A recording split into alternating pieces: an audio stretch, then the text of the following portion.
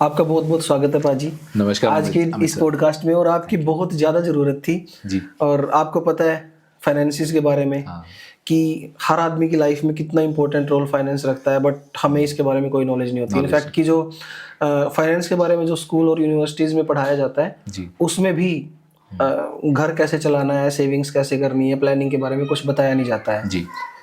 तो सबसे पहले जो है मैं आपसे एक चीज़ जानना चाहता हूँ कि जो फाइनेंस है, जो पैसे का लेन देन है और इसके बारे में समझना, रुपए पैसे का जो जो इसकी साइंस है, साइकोलॉजी है, ठीक है, उसको समझना हर आदमी के लिए, बच्चे के लिए, बड़े बुजुर्ग के लिए क्यों जरूरी है और कितना जरूरी है?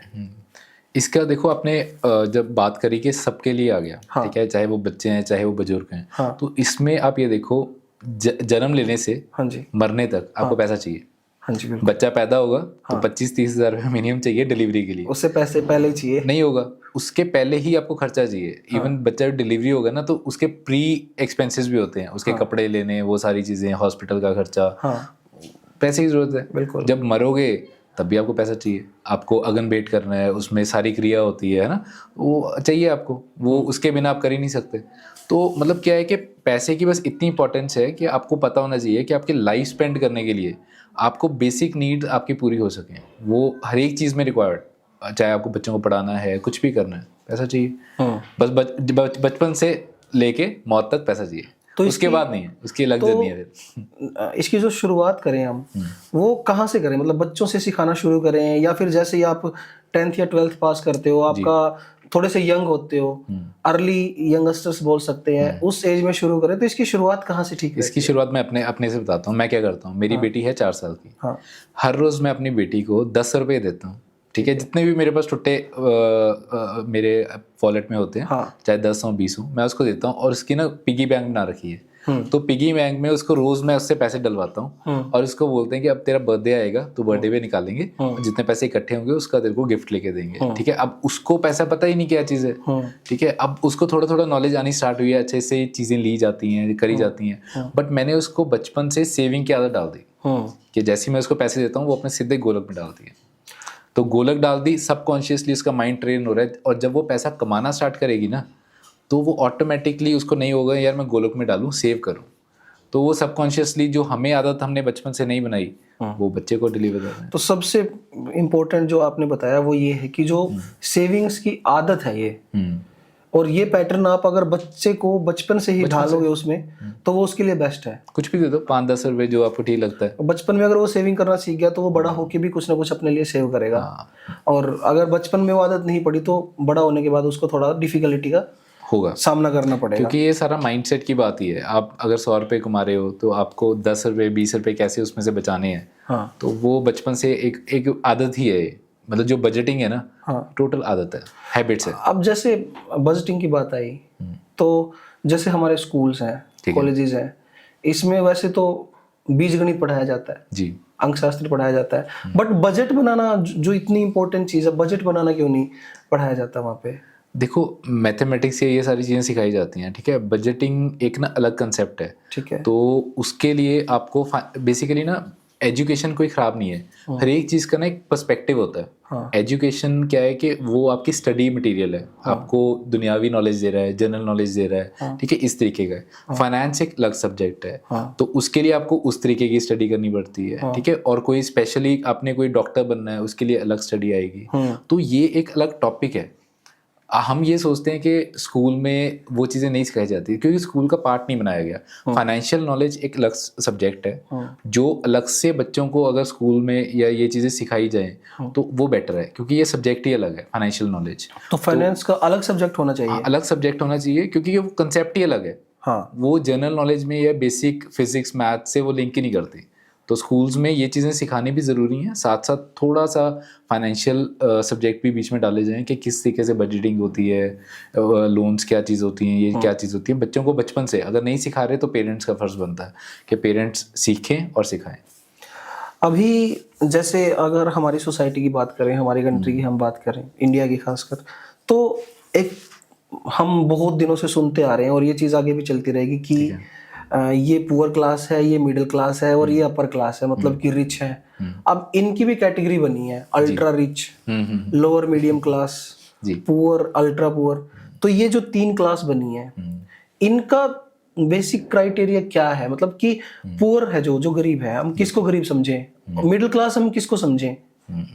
और मैं बताता हूँ अमीर कौन है? ये बहुत अच्छी चीज़ आपने पूछी। मेरे को किसी ने क्वेश्चन पूछा, मेरा स्टाफ ही था, उसने मेरे को क्वेश्चन पूछा कि अगर हम दुनिया में सबको बराबर पैसा बांट दें तो मतलब ऐसा होना चाहिए। अब जो अमीर है, बहुत लोग कंट्रोवर्सी करते हैं कि यार अमीर लोगों को दान करना चाहिए, ऐसे करना चाहिए, ठीक है वो कर तो दें, बट प्रॉब्लम क्या है, माइंडसेट का इशू है। जो अमीर है वो इसलिए अमीर है क्योंकि उसका माइंडसेट उस तरीके का है।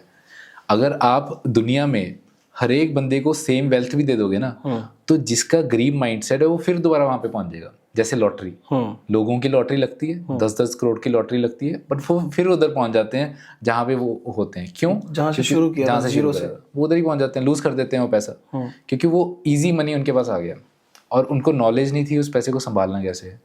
अब जो अमीर बंदा है वो मतलब छोटे लेवल से भी बहुत ऊपर तक चले जाएगा, जिसका माइंडसेट उस तरीके का है तो वो नीचे भी आ जाएगा। सो आप तो सारी माइंडसेट की गेम है बेसिकली। जो है हम इसको वेल्थ के हिसाब से डिवाइड नहीं कर सकते। ये माइंडसेट के हिसाब से डिवाइड। लोग कहते हैं कि बराबर वेल्थ दे दो, अमीरों का पैसा बांटना चाहिए, ये करना चाहिए, पर वो कर भी लोगे तो कोई फायदा ही नहीं होगा। अमीर फिर वहां पे पहुंच जाएंगे, गरीब फिर वहां पे पहुंच जाएंगे। अब सेविंग की बात आती है, जैसे आपने शुरू किया कि बचपन से ही हमें सेविंग सीखनी चाहिए। और अगर हम वेल्थ के अकॉर्डिंग अलग अलग क्लास की बात करें, जैसे कोई पुअर है, सपोज करके चलते हैं कि किसी की जो आमदनी है वो 20,000 रुपये पर मंथ है, ठीक है, 30,000 रुपये पर मंथ है, 50,000 रुपये पर मंथ है। खैर 50 वालों को तो पुअर तो नहीं बोल सकते, बट 10 या 20,000 रुपये जो कमा रहे हैं और उसी पैसे से वो अपना घर भी चला रहे हैं। तो अब आप कहते हो कि इन्वेस्टमेंट बहुत जरूरी है, सेविंग बहुत जरूरी है जी।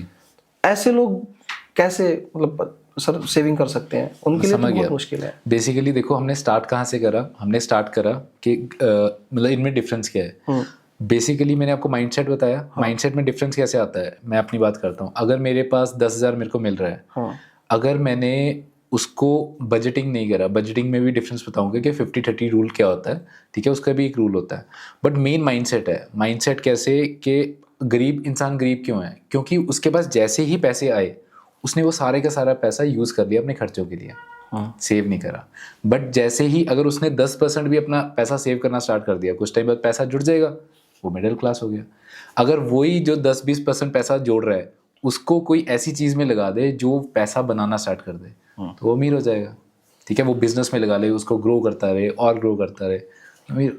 मतलब क्या है कि जस्ट मैनेजिंग अ मनी। अगर कोई, मैं भी अमीर हो सकता हूँ, मैं भी गरीब हो सकता हूँ, बस क्या है माइंडसेट की बात है। अगर मेरे पास मैं लाख रुपया कमा रहा हूँ तो मैं लाख का लाख उड़ा रहा हूँ, तो उससे ज़्यादा कर्जा भी ले रहा हूँ, तो मैं गरीब हूँ। अब गरीब, हम डेफिनेशन गरीब को क्या देते हैं कि भाई 10,000 कमा रहा है तो वो गरीब है। गरीब वो भी हैं जो करोड़ों में भी कमा रहे हैं। हम ये डिफरेंस को नहीं समझते। डिफरेंस ये है, जितनी सेलिब्रिटीज़ हैं, ठीक है, अगर करोड़ों रुपए कमा रहे हैं ना, तो करोड़ों के खर्चे खड़े हैं, वेल्थ जीरो है उनकी, नेटवर्थ इज जीरो। बिल्कुल, समझ गए? ये चीज़ डिफरेंस नहीं हम समझते कि भाई, अब मैं बताता हूँ, अब मैं लाख रुपया कमा रहा हूँ, तो मेरे लाख के खर्चे हैं, मैं तो जीरो पे हूँ। और 10,000 कमाने वाला 3,000 बचा रहा है, वो मेरे से अमीर है क्योंकि वो बचा पा रहा है। समझ गए? सबसे बड़ी प्रॉब्लम क्या है, लोग कमा बहुत ज़्यादा रहे हैं पर वो गरीब हैं। वो इसलिए गरीब हैं कि वो बचा नहीं पा रहे। बेसिकली ये है कि आप इसको कैटेगराइज तब कर पाओगे जब आपका जो आमदनी है और खर्च है उसमें से इज इक्वल टू क्या निकलता है, उसके हिसाब से आप, मतलब लाइफस्टाइल से आप नहीं ये अज्यूम कर सकते कि ये हम लाइफस्टाइल पे जाते हैं। हम इवन मैं बुक पढ़ रहा था, उसमें ये था सेलिब्रिटीज भी गरीब होते हैं। मतलब सेलिब्रिटीज भी गरीब क्यों होते हैं? क्योंकि वही सेम चीज़, करोड़ों में कमा रहे हैं, करोड़ों में खर्चे हैं, सेविंग है नहीं, जीरो। और जब काम खत्म होता है तो इवन कर्जा ही होता है उन पर, डिप्रेशन में जाते हैं, सुसाइड भी करते हैं लोग। हाँ। तो ये चीज़ है। अब जो कम कमाने वाले लोग भी, एक जेनिटर था, मैं आपको एग्जांपल देता हूँ। उस जेनिटर ने यूएस का था, जेनिटर होता है सफाई करने वाला, ठीक है, सफाई करने वाला बंदा था, झाड़ू पोछा मारता था, और उसने सिर्फ अपनी इनकम का 10-20% सेव करता था, और वो 20-30 साल उसने नौकरी करी, और वो 5th लार्जेस्ट मतलब पर्सन इन द यूएस बन गया था जब वो मरा था। बिलियन ऑफ डॉलर्स से उसके फंड्स में जो पैसा उसे सेव करा था ना, जब वो कंपाउंडिंग होती गई पैसा जुड़ता गया, और उसने सिर्फ S&P 500 होता है यूएस का, जैसे हमारे यहाँ पे निफ्टी होती है इंडियन मार्केट की, वैसे ही S&P 500 होता है। बस उसमें बेसिक इन्वेस्टमेंट्स करता था, जो पैसा आता था वो सेव करता गया, और जिस दिन में वो मरा है वो अमीरों की लिस्ट में आता था, और उनके फैमिली को भी नहीं पता था कि उसके पास इतना पैसा है। उसने अपना lifestyle maintain simple living high thinking, simple living high thinking, ये मेन फॉर्मूला है वेल्थ क्रिएट करने का। और अगर वेल्थ देखो क्रिएट करने का ये भी तरीका नहीं है।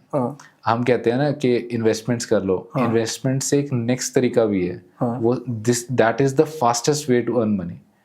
तो हम सोचते हैं कि यार इन्वेस्टमेंट्स करेंगे 10-20 हज़ार कमाएंगे। मैं आपको स्टेप बाय स्टेप प्रोसेस बताता हूँ, ठीक है? ठीक है। आपने पूछा 10,000 कमाता है बंदा, तो 10,000 वाला गरीब बंदा है जी। जो 10,000 कमा रहा है ना, उसको सबसे पहले करना क्या है, अपनी स्किल्स पे काम करना है। ठीक है। स्किल्स पे काम करके वो 10,000 से 50,000 पे आ सकता है। ठीक है। 50,000 से लाख पे आ सकता है, क्योंकि सैलरी में क्या है, अब जॉब कर रहे हो, हाँ। अगर आप अपनी स्किल पे काम करोगे ना, आप शिफ्ट मार सकते हो। हाँ। आप जहाँ 10,000 की जॉब पे कर रहे थे, लाख रुपए सैलरी हो जाएगी। हो गया ना, कितना एक्स हो गया, एक इम्यूनिटी मिलती है आपको। 10x हो गया। हाँ। कितना आपने अपनी सैलरी को इंक्रीज कर लिया। अब उसके बाद जब आपने सैलरी को इंक्रीज कर लिया, तब आप फिर चीज़ों को पैसा बचाना शुरू कर सकते हो, चीज़ों को कर सकते हो। अब लोग कहते हैं कि इन्वेस्टमेंट्स करो, चाहे वो प्रॉपर्टी बनाओ, चाहे कुछ करो, वो भी स्लो प्रोसेस है। It is also a slow process to get rich.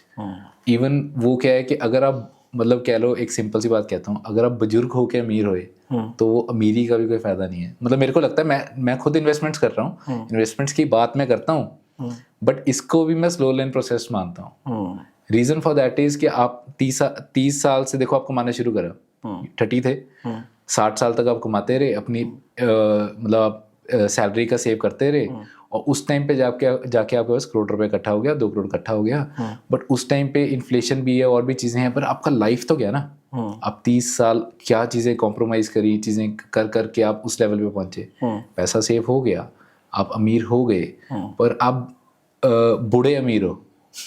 समझ गए? आपका मेन जो टाइम था, आप उस पैसे से कोई मतलब उसको इवन जल्दी, जल्दी अमीर बनने का भी बहुत तरीके हैं। जैसे बहुत अमीर लोग हैं जो बेसिकली जल्दी अमीर कैसे बनते हैं, जोमेटो हो गया, कोई बड़ी बड़ी कंपनीज हैं, ठीक है, वो कंपनीज बनाते हैं, कंपनीज को फिर सेल कर देते हैं, या उनकी वैल्यूएशन पे गेम खेलते हैं। आजकल ये चीज़ें बहुत चल रही हैं।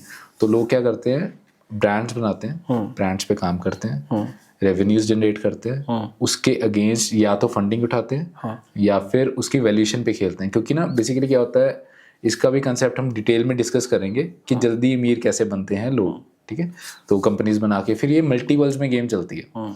अगर मैं कह लो करोड़ रुपए का रेवेन्यू कर रहा हूँ, तो मेरा अगर कार रेंटल का बिजनेस है, अगर वो 15x का रिटर्न देता है, तो 1 करोड़ इंटू 15 हो गया, तो 15 करोड़ रुपए मेरी वैल्यूएशन होगी, सीधे 15 करोड़ रुपए। पॉडकास्ट के एंड में हम डिस्कस करेंगे कि ये अमीर लोग हैं, ये वेल्थ मल्टीपल इतनी जल्दी अमीर कैसे बनते हैं, तो अपना पैसा कैसे बढ़ाते हैं। क्या है कि हम इन्वेस्टमेंट्स की बात करें ना, पर इन्वेस्टमेंट से भी नेक्स्ट तरीका है, अभी वो समझ ही नहीं आता, वो गेम नहीं समझ आती, वो खतरनाक गेम। उस पर भी डिस्कस करते हैं भाई।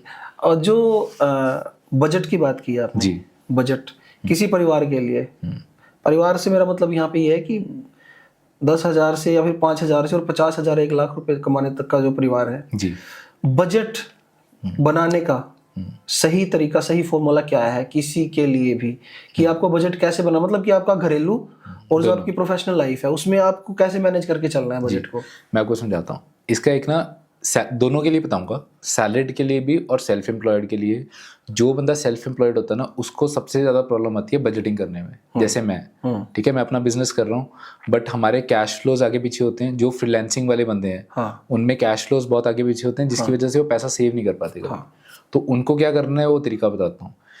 सबसे पहले बेसिक रूल आता है 50-30-20 रूल, ठीक है। वो ये कहता है 50% आपका जो पैसा है वो आपकी नीड्स में जाना चाहिए। जैसे घर के बेसिक खर्चे, जैसे EMIs हो गई, दूध पानी हो गया, इलेक्ट्रिसिटी हो गया, कोई आपके बिल्स हैं, ठीक है, ये सारी चीज़ें, ठीक है। उसके बाद 30% आपका जा सकता है वांट्स में, ठीक है। 50% नीड्स होगी, उसमें EMIs वगैरह भी सारी चीज़ें आ जाएंगी। 30% वॉन्ट्स में कैसे है, आपको आईफोन लेना है, आपको गाड़ी लेनी है। अगर आप 1 लाख महीने का कमा रहे हो तो आपको अगर गाड़ी लेनी है ना तो उसकी जो EMI या कुछ भी वो मतलब रहेगा वो आपकी वॉन्ट्स रहेंगी, तो उसके अंदर रहना चाहिए। ठीक है, वॉन्ट्स के अंदर रहना चाहिए। 30% के अंदर आपको आईफोन लेना है तो आप देखो कि भाई उतने पैसे में आ रहा है, 30% में अगर हो रहा है तो कर लो। वॉन्ट्स में और भी चीज़ें आती हैं जैसे घूमना फिरना, खाना पीना, बाहर खाना है आपको, ठीक है, ये सारी चीज़ें, ये सारी इसमें जो भी आपका मन करे। और 20% आपका इन्वेस्टमेंट, 20% आप इन्वेस्ट करो, ठीक है। इसको बोलते हैं 50-30-20 rule. 50% needs, 30% wants and 20% saving या इन्वेस्टमेंट्स। और ये हर जगह ये फॉर्मूला अप्लाई होता है? हाँ, इसको आप मॉडिफाई कर, बेसिकली क्या है, ये अप्लाई होता है बेसिक लेवल पे, जहाँ पे आप 10-20 हज़ार कमा रहे हो, 50 हज़ार कमा रहे हो, वहाँ तक वैलिड है। अब कह लो कोई बंदा 5 लाख रुपये महीने का कमा रहा है, ठीक है, या 10 लाख महीने का कमा रहा है, अब वो 5 लाख रुपये की थोड़ी ना खर्चा कर देगा घर पे, उसका खर्चा क्या पता लाख रुपए में भी सर जाए या 2 लाख में भी सर जाए, बाकी वो सेव भी कर सकता है।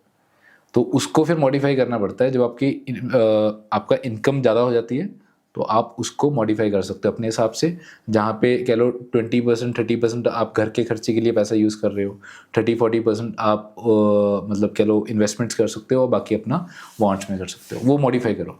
कुछ ऐसी बुक्स या फिर कोई ऐसी वेबसाइट्स या कुछ ऐसा है पैटर्न जहाँ पे लोग इसके बारे में डिटेल से सीख सकते हैं? हाँ बिल्कुल है। मैंने जो अपनी जर्नी शुरू करी है, Monika Halan, she is a writer और वो फाइनेंस के बारे में बात करते हैं, SEBI registered, she is a author, और उनकी 2 बुक्स हैं जो पढ़ने वाली हैं, let's talk about money and let's talk about mutual funds, ठीक है। इसके अंदर दोनों चीज़ें कवर हो जाती हैं, मतलब वो बजटिंग ये सारी चीज़ें आपको लेट्स टॉक अबाउट मनी में बता देते हैं, और जो म्यूचुअल फंड्स में है वो डिटेल्स में कि कैसे इन्वेस्टमेंट्स करनी है, कैसे आपको म्यूचुअल फंड्स चूज़ करने हैं, कैसे आपको चीज़ें करनी है। तो वो 2 बुक्स उनकी बहुत अच्छी हैं। बाकी और भी आती हैं पर वो माइंडसेट पे है, जैसे साइकोलॉजी ऑफ मनी हो गया या बाकी मिलियनर माइंड हो गया, तो ये सारी बुक्स आती हैं उस पर। अगर हम बिल्कुल फाइनेंस पे चाहिए तो वो कुछ इस तरीके की बुक्स हैं जो मैंने आपको बताया, मोनिका हलान। तो मोनिका हलाल, हाँ हलान, HALAN, ओके। तो वो आप उनकी बुक्स देख सकते हो, वो काफ़ी अच्छी बुक्स हैं। और बाकी जो मैंने चीज़ें सीखी हैं, देखो सेल्फ एक्सपीरियंस से सीखी हैं, क्योंकि जब मेरे को बिजनेस से पैसा बच नहीं रहा था, मेरे हाथ खड़े हो गए थे, मैं क्या भाई कुछ करना पड़ेगा। तो वो जो सेल्फ स्टडी करी ना, उसने बहुत हेल्प करा। यूट्यूब पे आजकल बहुत इन्फॉर्मेशन है जहाँ से आप सीख सकते हो कि मेरे को इन्वेस्टमेंट्स कैसे करनी है, बजटिंग कैसे करनी है, तो कर सकते हो। फिर मैंने सीखा कि कैसे अपना फिर मैंने बहुत स्टडी करा, मैंने फाइनेंशियल प्लानर्स देखे, क्योंकि मेरे को प्रॉपर मिला ही नहीं, कोई फाइनेंशियल प्लानर ही नहीं मिला सही तरीके का कि जो मेरे को गाइड कर सके। फिर मैंने ऑनलाइन सर्च करा, चीज़ें समझी कि कैसे अपना फाइनेंशियल प्लान बनाना है, फिर अपना बनाया, फिर उसके गोल्स बनाए, फिर गोल ओरिएंटेड चीज़ें करी, फिर जितनी इन्वेस्टमेंट्स हैं वो सब जैसे बच्चे का एजुकेशन, मैरिज, ये सारी उसी तरीके से करी। यूट्यूब पर आजकल एक और ट्रेंड भी चल रहा है ना पाजी कि यूट्यूब पे आजकल ट्रेडिंग बहुत लोग सिखाते हैं। हाँ, कि आप आओ, हम यहाँ पर आपको शेयर मार्केट में ट्रेडिंग सिखा देंगे, वहाँ ट्रेडिंग सिखा देंगे, और इस दौरान इतना कुछ ऊपर नीचे होता है कि लोगों का विश्वास उठ जाता है इन चीज़ों से, कि मोस्ट ऑफ द लोग तो पैसा गंवाते हैं। तो ऐसे में जो आप बता रहे हो कि सेफ इन्वेस्टमेंट या फिर सेविंग्स, वो ही आपकी रियल वेल्थ है। बिल्कुल। एक सवाल यहाँ पे आता है, अगर हम सेविंग्स की बात करें, सिर्फ सेविंग्स की, इन्वेस्टमेंट की बात नहीं करता, ठीक है, अगर हम सेविंग्स की बात करें तो इन्फ्लेशन जो है, यानी कि जो मुद्रास्फीति या फिर जो महंगाई है, इससे कैसे बचा जा सकता है? मतलब कि अगर कोई नॉर्मल इंसान कोई जॉब कर रहा है, राइट, या फिर कोई अपना बिजनेस कर रहा है, वो इन्फ्लेशन तो हर जगह इफेक्ट करती है। बिल्कुल। इन्फ्लेशन से बचने के लिए अपनी वेल्थ को कैसे मैनेज करना चाहिए? इन्वेस्टमेंट बेस्ट है, सेविंग बेस्ट है? सर देखो, इसमें देखो, इसका ना मैं साइकिल समझाता हूँ आपको। साइकिल कैसे है, कंपाउंडिंग पॉजिटिव भी होती है, कंपाउंडिंग नेगेटिव भी होती है, जिसको हम बोलते हैं चक्रवर्ती ब्याज। ठीक है। अब वो कैसे काम करता है उसका एग्जांपल बताता हूँ कि आपके महीने के कह लो 10,000 रुपये के खर्चे हैं आज की डेट में, ठीक है। अब 6% से अगर महंगाई दर बढ़ रही है, तो इसका मतलब क्या होगा कि नेगेटिव कंपाउंडिंग, आपको ना एक रूल बताता हूँ, रूल ऑफ 72। अगर आप इस चीज़ को समझ गए ना, तो आपको इन्वेस्टमेंट करनी भी आ जाएगी और आपको इन्फ्लेशन से बचना भी आ जाएगा। बताइए। वो बताता हूँ। रूल ऑफ 72 यही कहता है कि 72 डिवाइडेड बाय परसेंटेज कर दो, तो आपको साल निकाल देगा कितने साल में आपका पैसा डबल होता है जी। और इसको इन्फ्लेशन के हिसाब से भी मैं कैलकुलेट करके बताऊंगा, और वैसे भी कैलकुलेट करके बताऊंगा और उसका रेफरेंस आप ले सकते हो। 72 डिवाइडेड बाय 6 कर दो, 6% कर दो, तो वो आपको 12 निकाल देगा। दैट मीन्स 12 साल में आपका पैसा डबल होता है। अब इसका मतलब इसका मतलब क्या हुआ कि अगर आज आपके पास 1 लाख रुपया पड़ा हुआ है, हाँ, उसके अगले 10 से 12 साल में वो 1 लाख रुपए की वैल्यू सिर्फ 50,000 रह जाएगी। इन्फ्लेशन इतनी हो जाएगी, हाँ, ठीक है। और उसके अगले 10 से 12 साल में वो 50,000 की वैल्यू 25,000 रह जाएगी, ठीक है। इसी तरीके से हम उल्टा ले लेते हैं इसको, जिसके आज खर्चे 10,000 के खर्चे हैं, अगले 10 से 12 साल में उसका 10,000 का खर्चा डबल होके कितना होता है? 20,000। डबल होगा, डबल हो जाएगा बिल्कुल। अब अगले 12 साल में वो 20,000 का डबल कितना होता है? 40,000, 40,000। हाँ, अब जब वो अगले 22 सालों में देखेगा ना, तो 20 कितने खर्चे पे होगा? 20,000 के खर्चे पे होगा, सॉरी 40,000 के खर्चे पे होगा, ठीक है। वही सुविधाएं उसको 40,000 में मिलेंगी जो 20,000 में ले रहा था वो। अब अगला 40,000 का डबल कितना होता है? 80,000। अब अगले 12 साल में उसके 80,000 के खर्चे हो रहे होंगे। ये प्रॉब्लम है। अब लोग इस चीज को समझते नहीं कि खर्चा भाई अगर 10,000 आज हो रहा है तो इन्फ्लेशन कैलकुलेटर करो, 6-7% लगाओ, ये डबल होना पता लगेगा। और अभी तो आपको बेसिक इन्फ्लेशन बताइए। बेसिक इन्फ्लेशन कैसे? सिर्फ सब्जियां, दाल, ये चीजें। जो एजुकेशन है 8 से 9% पे ग्रो कर रही है। मेडिकल इन्फ्लेशन 12 से 13% पे ग्रो। इलेक्ट्रॉनिक्स हो गया। लाइफस्टाइल इन्फ्लेशन बोलते हैं, लाइफस्टाइल इन्फ्लेशन 12 से 13% पे ग्रो कर रही है। तो आप ये देखो कि अगर आप 12 से 13% से ज़्यादा पैसा नहीं कमा रहे, चाहे वो आपकी इन्वेस्टमेंट होगी या आप हो गए, अगर उससे ज़्यादा पैसा आप नहीं कमा रहे तो आप कहीं ना कहीं लूज कर रहे हो पैसे की पावर को। ये सिर्फ इंडिया में ये इन्फ्लेशन या फिर ये फिर वर्ल्ड वाइड होता है? सर इन्फ्लेशन, ये सवाल बहुत जरूरी है क्योंकि काफी लोग मूव कर रहे हैं इंडिया से, है ना। तो क्या आप दूसरे देश में जाके इन्फ्लेशन से बच सकते हो? कैसे बचेंगे? इन्फ्लेशन तो महंगाई दर है और इन्फ्लेशन का ना एक साइकिल होता है। बेसिकली क्या है, देखो सरकारों को भी ना इन्फ्लेशन को एडजस्ट करने के लिए, जैसे अब रेट ऑफ इंटरेस्ट ऊपर नीचे हमारे होते रहते हैं। हाँ। वो क्यों होते हैं? वो इसीलिए होते हैं कि जब रेट ऑफ इंटरेस्ट कम होगा तो लोगों की पावर, परचेजिंग पावर बढ़ेगी। लोगों को लगेगा यार लोन सस्ते हो गए, 8% पे होम लोन मिल रहा है, 9% पे गाड़ी का लोन मिल रहा है, लोग ज़्यादा गाड़ियाँ लेंगे। जब ज़्यादा परचेजिंग पावर होगी तो इन्फ्लेशन बढ़ेगी। तो मतलब ये इस तरीके का रहता है। और इन्फ्लेशन कहीं पे भी चले जाओ, महंगाई दर बढ़ना ही बढ़ना है। वो कम रेट पे बढ़ सकती है, अब जैसे यूएस में 2-3% से बढ़ रही है, कैसे भी है, वहाँ पे रेट ऑफ इंटरेस्ट कम क्यों होते हैं? क्योंकि वो उसी तरीके से मैनेज करते हैं चीज़ों को, ठीक है ना। बट महंगाई दर तो बढ़ना ही बढ़ना है। अब वो पैसे को आप कैसे मैनेज कर रहे हो वो आपको सीखना पड़ेगा। अब रूल ऑफ 72 आपको समझ आया? बिल्कुल। कि हर एक 12 साल में आपका डबल हो रहा है खर्चा। आज अगर आप 50,000 के खर्चे है ना, अगले 12 साल में आपको 1 लाख रुपया सेम लाइफ स्टाइल को मेंटेन करने के लिए चाहिए। अगले 12 साल में 2 लाख रुपए, 2 लाख रुपए, फिर 4 लाख, 8 लाख। इसके लिए आपको सेविंग से अच्छा है इन्वेस्टमेंट। हाँ, आप अपनी सबसे पहले इनकम को बढ़ाने में फोकस करो कि आप स्किल सीखो, एडिशनल चीज़ें करते रहो। और अपने ये देखो कि आज आप अगर 50,000 कमा रहे हो कि इसके मेरे को 1 लाख कैसे कमाना है, 2 लाख कैसे कमाना है।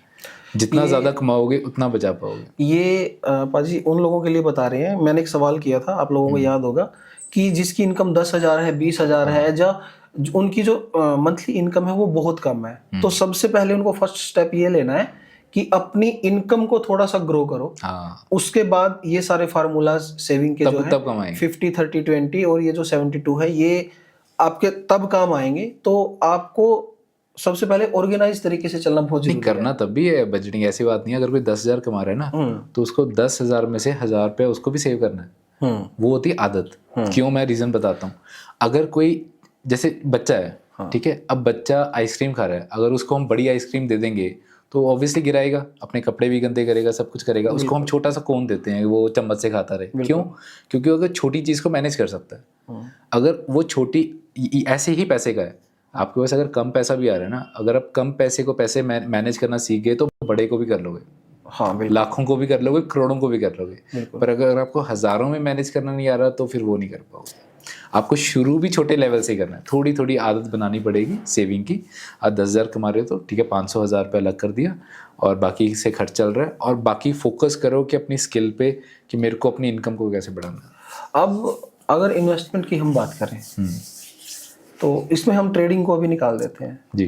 तो अगर वन टाइम इन्वेस्टमेंट की हम बात करें कि किसी ने कुछ पैसा सेव कर रखा है, ठीक है, और उसको वन टाइम इन्वेस्टमेंट करनी है, तो सबसे बेस्ट जो इन्वेस्टमेंट एडवाइस है वो क्या रहेगी आपकी तरफ से उनके लिए? आप ये कह रहे हो कि उनके पास कुछ पैसा पड़ा हुआ है? हाँ, काफी लोग ऐसा करते हैं ना सर कि काफी लोग क्या करते हैं, कुछ पैसा सेव किया है, इकट्ठा किया, उनके पास कहीं से पैसा आ गया, मान लो किसी ने गाड़ी सेल की है, घर सेल किया, कुछ उसकी प्रॉपर्टी, तो अगर उसको वन टाइम इन्वेस्टमेंट करनी है तो वो अपने पैसे को कहाँ पे पार्क करे? चलो इसकी ना थोड़ी सी कैलकुलेशंस में आपको बताऊंगा और आप रेफरेंस के लिए भी यूज करना। ठीक है। रूल ऑफ 72 मैंने आपको समझाया जी। अब मैं आपको पूरा एक ना इसका डबलिंग का साइकिल समझाता हूँ। ठीक है, जब वो समझ जाओगे तो आपको पूरा पैसे का कंसेप्ट समझ आ जाएगा। आप भी कैलकुलेटर यूज कर सकते हो। ओके। 72 डिवाइडेड बाय, सबसे पहले करो आपको एफडी और आरडी में कितना पैसा मिलता है, कितना रिटर्न्स मिलते हैं? 6 से 7%। 6 से 7, हाँ मैक्सिमम 7%।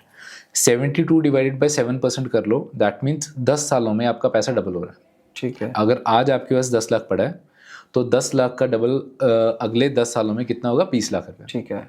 और इसको मैं आपको ना कैलकुलेटर यूज़ करके भी दिखाऊंगा। इसके लिए आप यूज़ करो लमसम कैलकुलेटर। जैसे आपने बोला कि इकट्ठा पैसा है और उसको हम इकट्ठे पैसे को इन्वेस्ट करेंगे और उस तरीके से ग्रो होगा, और मैं आपको कैलकुलेशन बताऊंगा, वो आप रेफरेंस यूज़ करोगे फ्रॉम लमसम कैलकुलेटर। ठीक है, गूगल पे मिल जाता है, कोई भी लमसम कैलकुलेटर खोल सकता है। लमसम मतलब होता है इकट्ठा पैसा डालना। अब आपको सबसे पहले मैं पैसे के साइकिल समझाता हूँ कि वो काम कैसे करता है। ठीक है। 72 डिवाइडेड बाय 7 एफडी पे हर एक 10 साल में पैसा डबल हो रहा है। ओके। उसके बाद हम आते हैं गोल्ड पे।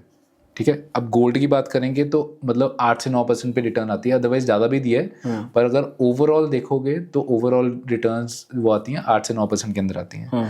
अगर वो 8% पे कंपाउंड कर रहा है तो हर एक 9 साल में आपका पैसा डबल हो रहा है। ठीक है, और इसके साइकिल्स ना चेंज होते रहते हैं। आपको ये चीज़ समझनी पड़ेगी, कभी कोई चीज़ बहुत ज़्यादा चलती है, फिर थोड़ा कई बार क्या होता है, कई चीज़ बहुत ज़्यादा चलती है, फिर थोड़ा स्टेबल होता है, और फिर थोड़ा डाउन ट्रेंड आता है, फिर वो चलती है। मतलब इस तरीके से मार्केट चलती है। गोल्ड भी ऐसी ही है, हर एक चीज़ इसी तरीके से चलती है। ठीक है, अब 9 सालों में आपका पैसा डबल हो रहा है। 10 लाख का गोल्ड अगले 9 सालों में 20 लाख का, अगले 10 सालों में कितना? उतना 40 लाख। सो इस तरीके से साइकिल चलता है। आपको कैलकुलेट करके दिखाऊंगा। अब आते हैं हम रियल एस्टेट पे। ठीक है, रियल एस्टेट में 10 से 12% पे प्रॉपर्टी नॉर्मली ग्रो करती हैं, हम लगाते हैं 10%।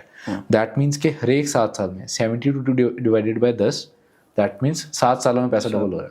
अगर आज आपने 10 लाख का प्लॉट लिया तो अगले 6 से 7 सालों में वो 20 लाख का होगा। 20 लाख का होगा, और अगले 40 सालों मतलब 7 सालों में वो 40 लाख का होगा। लोग इस चीज़ को नहीं समझते। अगले 7 सालों में वो 80 लाख, ऑलमोस्ट 15 साल में होगा ना फिर वो। हाँ, तो मतलब हर एक 7 साल के, हाँ मतलब ये इसमें ऐसे नहीं होता कि बेसिकली क्या है, कुछ कई बार क्या होता है, मार्केट्स 2 साल में बहुत अच्छी रिटर्न्स दे सकती हैं। कई बार कम, जैसे कोविड के बाद मार्केट्स ने बहुत अच्छा रिटर्न दिया, 3-4 साल दौड़ी। अब क्या पता 2 साल तो कुछ करे ही ना, 3 साल कुछ करे ही ना। उसके बाद जब कांग्रेस के टाइम पे रियल एस्टेट कितना बूम हुआ था, उसके बाद थोड़ा स्टैग्नेंट आ गया, अभी फिर बूम आ गया। तो मतलब ये इस तरीके से साइकिल चलता रहता है, पर वो एवरेज बन जाता है। ठीक है, वो एवरेज होता है। अब हम बात करते हैं इंडेक्स की। इंडेक्स मतलब क्या होता है, जैसे जो शेयर मार्केट में इन्वेस्टमेंट्स करते हैं उनको पता होता है इंडेक्स इन्वेस्टिंग होती है। उसका मतलब क्या होता है कि जो पहली 50 कंपनीज हैं हमारी इंडिया की, उनको इंडेक्स बोलते हैं। ओके, ठीक है। अब जितने बड़े बड़े बिजनेस हैं जैसे HDFC, रिलायंस, ये पूरे इतने बड़े बड़े बिजनेस हैं, अब ये पहली 50 कंपनीज रहती हैं। ठीक है, अब इनमें से कह लो कोई परफॉर्म नहीं कर रही कंपनी, तो वो ऑटोमेटिकली उससे बाहर हो जाती है, टॉप 50। हाँ, टॉप 50। और जो अच्छी कंपनीज परफॉर्म कर रही होती हैं वो फिर उसी लिस्ट में आ जाती हैं। तो इसका मतलब क्या होता है कि वो पैसा तभी आपका बेसिकली खत्म नहीं होगा, क्योंकि अच्छे बिजनेसेस हैं, बड़े बिजनेसेस हैं, लॉन्ग टर्म जनरेशनल चलने वाले बिजनेसेस हैं। ठीक है, तो हमारे जो इंडेक्स ने पिछले अगर 40 साल का भी रिकॉर्ड उठाओगे तो 13 से 14% की रिटर्न्स दी हैं। अगर हम कहते हैं कि मैं 72 डिवाइडेड बाय 12 भी करता हूँ तो हर एक 6 साल में आपका पैसा डबल हो रहा है। ठीक है, उसके बाद आप एग्जांपल लगा लो कि कोई मिड कैप फंड्स ले लो। ठीक है, फ्लेक्सी या मिड कैप फंड्स ले लो। ठीक है, अगर वो 15% की रिटर्न है तो हर एक 4.5 साल में पैसा डबल हो रहा है। ठीक है, ठीक है। और अगर कोई 20 से 26% पे है तो हर एक 3 साल। सबसे पहले तो मैं एक छोटी सी चीज आपसे पूछना चाहूंगा। आपने बताया इंडेक्स फंड, इंडेक्स एक हेज फंड होता है। ठीक है, फ्लेक्सी का आपने जिक्र किया, तो जो ये मेन टर्म है, एक बार इनको बता दो कि सिंपली भाषा में कि ये क्या होते हैं, क्योंकि लोगों को पता ही नहीं है। जो लोग कर रहे हैं उनको पता है जी, बट आम लोगों को नहीं पता। हाँ, सबसे पहले ना देखो, लोग ना इन्वेस्टमेंट से डरते हैं। हाँ, इन्वेस्टमेंट से मैं आपको रीजन बताता हूँ। डरते हैं क्यों है, उनको नॉलेज नहीं होती। वो उनको होता है कि यार अगर हम पैसा लगा देंगे कहीं डूब ना जाए। तो मैं आपको ना 2 चीजें बताता हूँ। एक होता है कंपनी रिस्क, एक होता है कंट्री रिस्क। ठीक है। कंपनी रिस्क क्या हुआ कि मेरे को एक कंपनी बहुत अच्छी लगी, मैंने इसका शेयर देखा और उसमें पैसा लगा दिया। अब वो कंपनी आने वाले टाइम में हो ही ना, खत्म हो गई, कुछ भी हो गया, XYZ रीजन हो सकता है, मेरा पैसा तो गया ना, क्योंकि मैंने कंपनी में बैठ करा था। बट अगर मैंने अपनी कंट्री पे बैठ करा होता, कंट्री मतलब मेरा देश, ठीक है, जिसमें ये 50 बड़ी कंपनीज हैं, इंडेक्स है, तो उसमें जब मैंने बेट करा तो ये बड़ी कंपनीज कभी खत्म नहीं होगी, आती जाती रहेंगी। इंडेक्स में क्या होता है कि एक ना थाली होती है, मैं एग्जांपल बताता हूँ, राजस्थानी थाली देखी है आपने? राजस्थानी थाली में क्या होता है, अलग अलग कौलियां होती हैं, सब कुछ होता है, सब कुछ होता है। बस उसी तरीके से इंडेक्स है। ठीक है। अगर अगर कह लो आपको रसगुल्ले अच्छे नहीं लगे तो रसगुल्ले बाहर चल जाएंगे, कोई और मिठाई अच्छी लगी वो अंदर आ जाएगी, पर आ जाएगी। तो वो 50 कंपनीज का इंडेक्स होता है, तो उसमें जब आप इन्वेस्ट कर रहे हो 12 से 13% पे आपका पैसा ग्रो कर रहा है, तो आपका पैसा मरेगा थोड़ी, वो इंडेक्स है। चाहे ग्रो कर रहा है, ग्रो तो कर ही रहे ना। हेज फंड्स क्या होते हैं? हेज होता है बेसिकली वो फंड्स जहाँ पे ना आपके पैसे को सेव करने के लिए वो हेज क्रिएट करते हैं। जैसे एग्जांपल देता हूँ कि आपने एक स्टॉक पोर्टफोलियो बनाया, ठीक है, जो गोल्ड होता है वो हमारे फंड के अगेंस्ट हेज होता है। ओके। हेज कैसे होता है, जब नॉर्मली जितने भी इन्वेस्टर्स हैं वो ये बोला जाता है कि जब स्टॉक मार्केट अच्छा परफॉर्म कर रही है उस टाइम गोल्ड अच्छा परफॉर्म नहीं करता, गोल्ड थोड़ा कम रेट पे होता है, और जब शेयर मार्केट नीचे जा रही है तो गोल्ड के प्राइसेस ऊपर चल जाते हैं। ठीक है, जैसे कोई वॉर सिचुएशन है, वॉर सिचुएशन में प्राइसेस, स्टॉक मार्केट नीचे है, क्रैश हो गई, कुछ भी हो गया, करेक्शन आ गई, और गोल्ड एकदम ऊपर चल जाएगा। ठीक है, वो वाइस वर्सा रहता है। तो जो गोल्ड है वो हमारा हेज है, हमें हमारे पैसे को खत्म होने से बचा रहा है, ठीक है, बराबर कर रहा है। ठीक है ना, जैसे एक पॉजिटिव में ज्यादा जा रहा है वहाँ पे जमा, हाँ, तो वो बेसिकली हमारा काम नहीं होता, वो प्रोफेशनल्स का काम होता है। ठीक है, वो प्रोफेशनल्स मैनेज करते हैं आपके पैसे को। म्यूचुअल फंड्स का मतलब भी वही होता है। ठीक है, आपको खुद गाड़ी चलानी आती है चलाओ, अदरवाइज ड्राइवर के थ्रू चलाओ, सिंपल सी बात है ना। तो मतलब इस तरीके से रहता है। जो इसका भी मैं आपको तरीका बताऊंगा कि स्टॉक मार्केट में जैसे अपने ट्रेडिंग की बात करी, अब ट्रेडिंग में क्या होता है कि ना इसके भी अलग अलग तरीके हैं। स्टॉक मार्केट में ये समुंदर है। समुंदर कैसे है, इसमें आप डे ट्रेडिंग कर सकते हो, इसमें आप ऑप्शंस एंड फ्यूचर्स कर सकते हो, इसमें आप इन्वेस्टमेंट्स कर सकते हो, जैसे आप अपना स्टॉक पोर्टफोलियो बना लो, डायरेक्ट कंपनीज में इन्वेस्ट कर दो, ठीक है, आप बिजनेसेस में इन्वेस्ट करो, उसको बोलते हैं फंडामेंटल एनालिसिस। ठीक है, दो चीज़ें होती हैं, एक होता है टेक्निकल एनालिसिस, एक होता है फंडामेंटल एनालिसिस। टेक्निकल होता है जहाँ पे हम चार्ट्स देखते हैं, जो ये इंटरडे करते हैं या ऑप्शंस करते हैं, चार्ट्स देखते हैं, चार्ट्स देखते हैं, उसका पैटर्न देखते हैं, उसमें वो अप ट्रेंड है, डाउन ट्रेंड, डेली ट्रेडिंग करते हैं। डेली ट्रेडिंग सुबह बैठते हैं, शाम को उसमें देखते हैं कि वो क्या मेरा मतलब है, मेरा ट्रेड जो जा रहा है वो मेरे फेवर में है या नहीं है। राइट, ठीक है, तो मैं पैसा कमा सकता हूँ या नहीं कमा सकता। वो उस तरीके से एनालिसिस करके, टेक्निकल एनालिसिस होती है। तो उसमें देखना पड़ता है कैंडल्स को, कैंडल स्टिक्स को देखते हैं कि किस तरीके से पैटर्न आ रहा है, क्या मैं उसमें पैसा बना पाऊंगा, नहीं बना पाऊंगा, तो उस तरीके से ट्रेड्स लेते हैं। ठीक है, तो 2x 5x ऐसे फ्लेक्सी के बारे में तो, और जो हाँ वो भी बता देता हूँ आपको। और जो फंडामेंटल एनालिसिस है उसमें क्या होता है कि बिजनेस को स्टडी करते हैं आप। ठीक है, अब जैसे रिलायंस हो गया या बड़े बड़े बिजनेस हो गए, या कौन से स्टॉक में पैसा लगाना है, उसके बिजनेस को देखेंगे कि वो बिजनेस कैसा परफॉर्म कर रहा है। ठीक है, तो जितने भी म्यूचुअल फंड्स वाले हो गए या प्रोफेशनल्स हो गए, वो हमेशा बिजनेसेस पे फोकस करते हैं। तो जो आपने बताया था कि पैसा लूज करते हैं, वो लूज करते हैं यहाँ पे ट्रेडिंग में या F&O में। ठीक है, क्योंकि उसका नॉलेज नहीं होती, बस करते रहते हैं, लूज करते हैं। और ट्रेडिंग की वजह से ही म्यूचुअल फंड्स हैं या फिर जो अलग अलग फंड्स हैं, जैसे आपने अभी इंडेक्स फंड बताया, तो लोगों को पता नहीं है, अवेयरनेस नहीं है, वो उनसे भी दूर भागते हैं, उनको ये पूरी मार्केट सेम दिखाई देती है, पर इसमें भी क्या है, अलग अलग तरीके हैं। ठीक है ना, अब जैसे प्रॉपर्टीज में क्या है, रियल एस्टेट में कमर्शियल प्रॉपर्टी होगी, रेजिडेंशियल प्रॉपर्टी होगी, प्रॉपर्टीज की भी अलग अलग टाइप होती हैं। बस उसी तरीके से लैंड हो गया, मतलब एग्रीकल्चर लैंड होगी, तो इसी तरीके से ये सारा सिस्टम है। आप जैसे आपने बताया ना अभी कि अगर किसी के पास इकट्ठा पैसा सेव है और उसको कहीं वो डालना है, सबसे बेस्ट और सेफ रिटर्न कहाँ ले सकता है वो? बेस्ट और सेफ रिटर्न, हम साइकिल्स पे थे, हमने ना साइकिल क्लियर नहीं करा। मैं आपको एक एग्जांपल देता हूँ, ठीक है, फिर आपका ये बेस्ट इन्वेस्टमेंट पे आऊँगा। ठीक है, बेसिकली ना जो इन्वेस्टमेंट होती है वो इन्वेस्टमेंट होती है कि आपका रिस्क एपेटाइट क्या है। ठीक है, इसमें अलग अलग चीज़ें बनती है। लोग क्या करते हैं कि जो शॉर्ट टर्म पैसा होता है ना उसको भी इन्वेस्ट कर देते हैं। ठीक है, आपको उसमें ना बकेट्स बनानी होती हैं, शॉर्ट टर्म पैसा, medium and long term, bucket system, bucket strategy होती है। उसमें क्या होता है कि आपको जो 6 महीने से लेके 1 साल तक का पैसा चाहिए, वो आपको चाहिए इमरजेंसी फंड में। ठीक है, लोग इमरजेंसी फंड नहीं बनाते। और वो होता है कि भाई 10 लाख पड़े हैं, इसको सीधा इन्वेस्ट करो, और प्रॉपर्टी में इन्वेस्ट कर देते हैं, प्लॉट ले लेते हैं, और जब खड़े पैरी लाख रुपए की जरूरत पड़ गई, अब लोन लेना पड़ेगा, फंस गए ना। तो उसका स्ट्रेटेजी क्या है, आप जो भी आपके खर्चे हैं, आपको तरीका बता देता हूँ, जो भी आपके खर्चे हैं, कह लो आज 50,000 के आपके खर्चे हैं, तो 50,000 इंटू 6 कर दो, 3 लाख रुपए। अगर आपकी फैमिली है, काफ़ी मेंबर्स हैं जो आप पे डिपेंडेंट है, तो साल का खर्चा कर लो, ठीक है। इमरजेंसी फंड के बाद आप आ जाओ मिड टर्म गोल्स, जो आपके मीडियम टर्म गोल हैं, आपने 2 साल बाद गाड़ी लेनी है, उसके लिए इन्वेस्टमेंट्स कर लो, ठीक है। लॉन्ग टर्म गोल के लिए तब आप प्रॉपर्टीज वगैरह में पैसा लगा सकते हो, या बाकी जगह पे पैसा लगा सकते हो। अब लोग कई डरते हैं, अब जिनको प्रॉपर्टी अच्छी लगती है वो करते फुल प्रॉपर्टी है, ठीक है। तो क्या होता है कि नॉलेज के हिसाब से है, और करना भी वही चीज़ चाहिए जो आपको नॉलेज है। अपने आप को ग्रो करते रहो, बढ़ाते रहो, बट आपको रिस्क एपेटाइट देखना पड़ता है कि आपका क्या माइंडसेट है और कितने साल के बाद आपको पैसा चाहिए, ठीक है। कई लोग अपने बच्चों के लिए इन्वेस्टमेंट्स करते हैं, प्रॉपर्टी में इन्वेस्ट कर देते हैं, ठीक है। वो 20 साल बाद देखेंगे, वो माइंडसेट वैसा है। वो इन्वेस्टमेंट्स में वो इस तरीके का माइंडसेट क्यों नहीं अपना पाते, क्योंकि यहाँ पे इजी कैश है, इजीली निकल जाता है, प्रॉपर्टी में तो बंधा हुआ है। तो ये चीज़ होती है।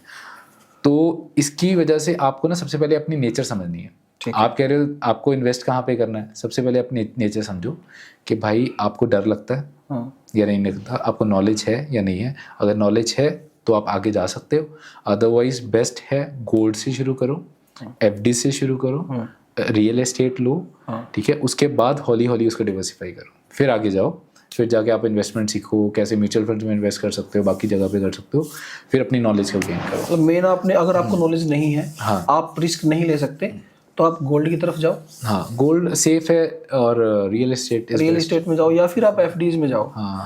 अब थोड़ा सा आगे बढ़ते हैं। अब गोल्ड की बात की आपने जी, तो डिजिटल गोल्ड जो है वो कितना सेफ है? डिजिटल गोल्ड के बारे में आप क्या? मैं भी देखो, मैं पहले इन्वेस्ट करता था, मेरे पास पड़ा हुआ है गोल्ड, तो उसके अगेंस्ट मैं क्या करता हूँ, लोन अगेंस्ट गोल्ड ले लेता हूँ। अदरवाइज क्या है कि बहुत करोड़ों का, लाखों का लोग जो गोल्ड है घर पे पड़ा हुआ है, लोग उसको यूज़ नहीं करते हैं, ठीक है। अब ये डिजिटल गोल्ड का कंसेप्ट क्यों आया?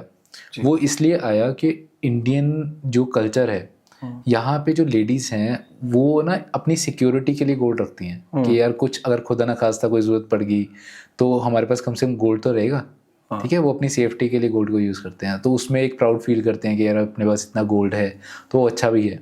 क्योंकि पहले के ज़माने में लेडीज़ की सेफ्टी के लिए कुछ होता नहीं था, उनको फाइनेंशियल सपोर्ट नहीं होता था, तो उनके लिए उनके जेवरात होते थे कि मेरे पेरेंट्स ने दिए, अगर कुछ दिक्कत कुछ प्रॉब्लम होगी लाके दे देती थी कि ये आप, तो ये आप कर लो, तो उनके लिए वो एसेट होता था, तो वो उस चीज़ में सेफ मानते थे। बट उसमें प्रॉब्लम क्या है कि जब आप फिजिकल गोल्ड लेते हो, उसमें वो गोल्ड आपका घर पे पड़ा है, उसका कैश फ्लो बंद हो गया। 10 लाख का गोल्ड अगर पड़ा है तो वो कोई इनकम नहीं जनरेट कर रहा, कैश फ्लो बंद है उसका, कोई कैश फ्लो बंद हो गया, सरकार कोई पैसा नहीं कमा पा रही, कोई कुछ। अब ये डिजिटल गोल्ड कब हुआ? सॉवरेन गोल्ड बॉन्ड्स गवर्नमेंट ने निकाले। वो क्यों निकाले?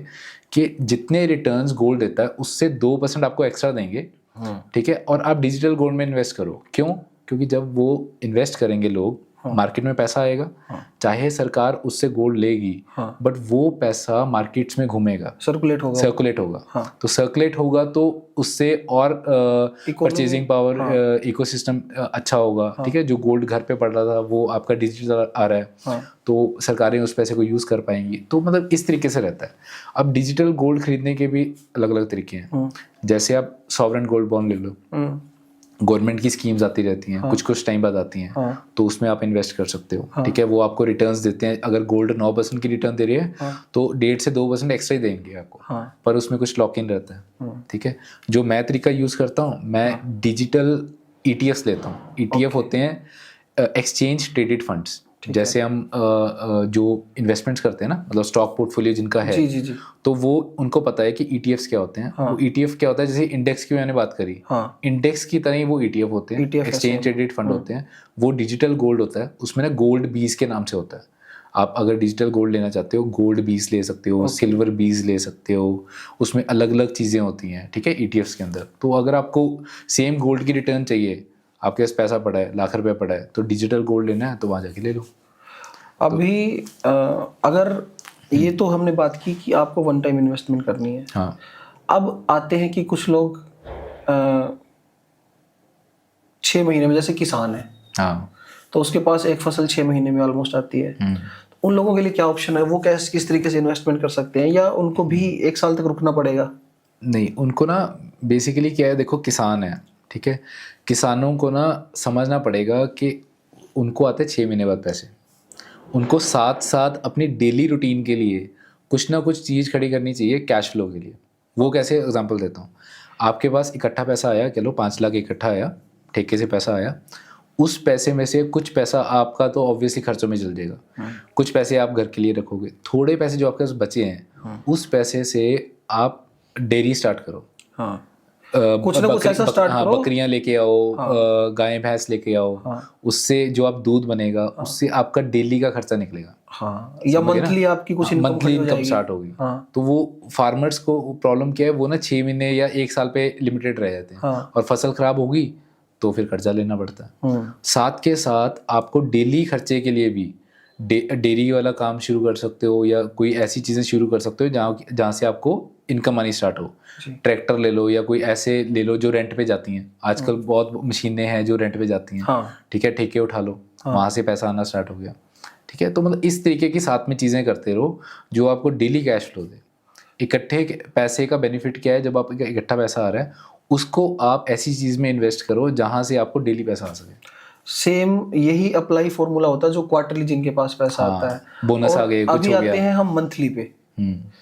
तो जो लोग मंथली, जैसे जॉब्स में है, उनके पास मंथली सैलरी आती है, हाई पेड जॉब्स भी है जिसमें अच्छा पैसा मिलता है मंथली, कम भी मिलता है, तो जो मंथली कुछ ना कुछ इन्वेस्ट करना चाहते हैं या 50-30-20 फॉर्मूला लेके चल रहे हैं, तो जो मंथली इन्वेस्टमेंट है, मंथली इन्वेस्टमेंट के लिए जैसे आजकल आप की मैंने वीडियोस देखी हैं, उसमें SIP की जगह अगर आप जिक्र करते हो, आजकल एक नया कुछ आया है SWP करके। SWP, तो मंथली इन्वेस्टमेंट करने वालों के लिए सबसे बेस्ट ऑप्शंस कौन से हैं?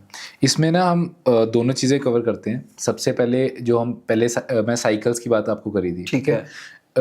एक ना मोतीलाल ओसवाल के CEO हैं जिनको मैं फॉलो करता हूँ, रामदेव अग्रवाल, ठीक है, सारे उनको जानते हैं, रिस्पेक्टेड पर्सनैलिटी है। उन्होंने 30 साल की जर्नी में 12,000 करोड़ या समथिंग की वर्थ बनाई है अपनी सेल्फ, ठीक है। और वो ना एक एग्जांपल देते हैं, लमसम इन्वेस्टमेंट की बात करता हूँ। वो उन्होंने जैसे अपनी इन्वेस्टमेंट्स 25 से 26% पे कंपाउंड करी है, उनकी जो कंपनी है वो 35 से 36% पे ग्रो करी है, ठीक है। अब आपने पूछा कि जिसके पास इकट्ठा पैसा पड़ा है वो कहाँ पे इन्वेस्ट करे। अब मैं आपको एग्जांपल देता हूँ कि अगर किसी के पास 10 लाख रुपए पड़ा है, ठीक है, और हमने एग्जांपल लिया था प्रॉपर्टी का कि हर एक 7 साल में पैसा डबल हो रहा है, दैट मीन्स के 10% की रिटर्न आ रही है।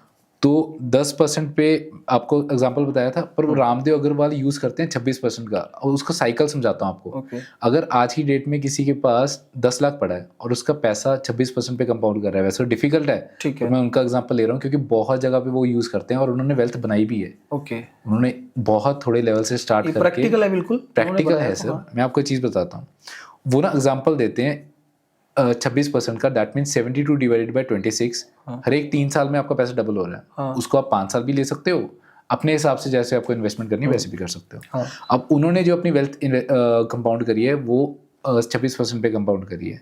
दैट मीन्स कि अगर आप 26% पे कंपाउंड कर रहे हो तो 10 लाख रुपए का डबल कितना होता है? 20 लाख रुपए। अगले 3 साल में वो 20 लाख है, ठीक है। ये आपका 3 साल में 20 लाख है, और अगले 3 साल में 20 लाख का डबल कितना होता है? 40 लाख, ठीक है। ये आपको एक मैं साइकिल समझा रहा हूँ कि किस किस तरीके से साइकिल चलते हैं। और 9वें साल में आप कितने? 80 लाख पे हो, ठीक है। 9 साल में ही 9वें साल में आप 80 लाख पे हो, और 12वें साल में आप हो 1 करोड़ 60 लाख पे। 1 करोड़ 60 लाख का डबल कितना होता है आप खुद बताओ? 1 करोड़ 60 लाख का डबल, 3 करोड़ 20 लाख रुपए, ठीक है। और इसी तरीके से ये साइकिल चलता रहता है। 18वें साल में 640, और अगले मतलब 20वें साल पे जब आप आओगे आपका 10 करोड़ रुपए का वापस है, मतलब 10 लाख रुपया आपका 10 करोड़ है। अब इसका मैं आपको 10-10 साल का भी साइकिल दिखाता हूँ। आप ये कैलकुलेशन चाहे खुद भी खोल सकते हो, लैपटॉप पे खोल लो, कोई इशू नहीं है, तो लमसम कैलकुलेटर खोलो। अब मैं आपको ना इसका 10-10 साल का साइकिल समझाता हूँ कि वो इसके कंपाउंडिंग के साइकिल्स को कैसे समझाते हैं। अगर आज किसी के 10 लाख पड़ा है, उनका 26% पे पैसा कंपाउंड कर रहा है, तो 10 सालों में वो 10 गुना होगा। 10 गुना का मतलब क्या होता है? 10 लाख का 10 गुना कितना होता है? 1 करोड़। 1 करोड़, ठीक है। अगले 10 सालों में वो 1 करोड़ का 10 गुना कितना होता है? 10 करोड़। 10 करोड़, ठीक है। ये थोड़ा और आगे जाएंगे तो आपको चीज समझ आएगी वॉरेन बफेट इतने अमीर क्यों हैं। हाँ। क्योंकि वो ये सिस्टम को समझ गए थे। ये वो फॉर्मूला बता रहे हो आप जो अल्ट्रा रिच लोग यूज करते हैं। 10 करोड़ का डबल कितना होता है? 10 करोड़ का 10 गुना कितना होता है? 100 करोड़। फिर 1000 करोड़। अगले 30 सालों में आपका 10 लाख रुपया 100 करोड़ रुपया बन चुका है, ठीक है। और अगले 10 सालों में इट इज 1000 करोड़। 1000 करोड़। फिर 10,000 करोड़, 1 लाख। क्या फॉर्मूला है भाई? ये कंपाउंडिंग है, इसको बोलते हैं कंपाउंडिंग, चक्रवर्ती ब्याज। ठीक है। जब आपका ब्याज पे कौन सी इन्वेस्टमेंट बेस्ट है? अब मैं इसका एक साइकिल बताता हूँ। बेसिकली जैसे आपने पूछा कि जो सैलरी कमा रहा है, सैलरी वाला बंदा कैसे इन्वेस्ट कर सकता है, हाँ। ठीक है। अब आपको एक चीज़ बताता हूँ, इसी के अंदर ही आप 10 लाख रुपये आपका था, सेम आपने पैसा इन्वेस्ट करके रखा हुआ था और आपने 20 साल वो इन्वेस्टमेंट करी और आपका पैसा हम देखते हैं कितना बनता है, ठीक है, 26। 20 सालों में वो बना था अपना 10 करोड़ रुपए, ठीक है। ठीक है। अब हमने अगले सिर्फ 5 सालों में देखना है कि 25वें साल में वो कितना है। अब वो 32 करोड़ रुपए का कॉपस है, मतलब आपको 10 करोड़ बनाने के लिए 20 साल लगे। हाँ। और अगला मतलब 20 से 30 करोड़ बनाने के लिए आपको कितना टाइम लगा? सिर्फ 5 साल। 5 साल। इसका एक रूल आता है, मैं आपको रूल भी बीच में ऐड करूंगा, फिर आपको SIP भी बताऊंगा कि ये कैसे काम करता है, ठीक है। एक ना SIP पे आ रहा हूँ सीधा, ये कैसे काम करता है, इन्वेस्टमेंट्स कैसे काम करती हैं, चक्रवर्ती ब्याज कैसे काम करता है। इसका एक रूल आता है 8431 रूल। 8431 रूल। हाँ, अब ये क्या होता है वो आपको समझाता हूँ। कह लो आपने 20,000 की इन्वेस्टमेंट से शुरू करा, ठीक है, आप या 10,000 की इन्वेस्टमेंट से भी शुरू कर सकते हो, ठीक है। तो हम लगाते हैं कि 20,000 की इन्वेस्टमेंट से शुरू करा, 10 से 15% की रिटर्न है, आप 15% लो, एक जेन्युइन रिटर्न है।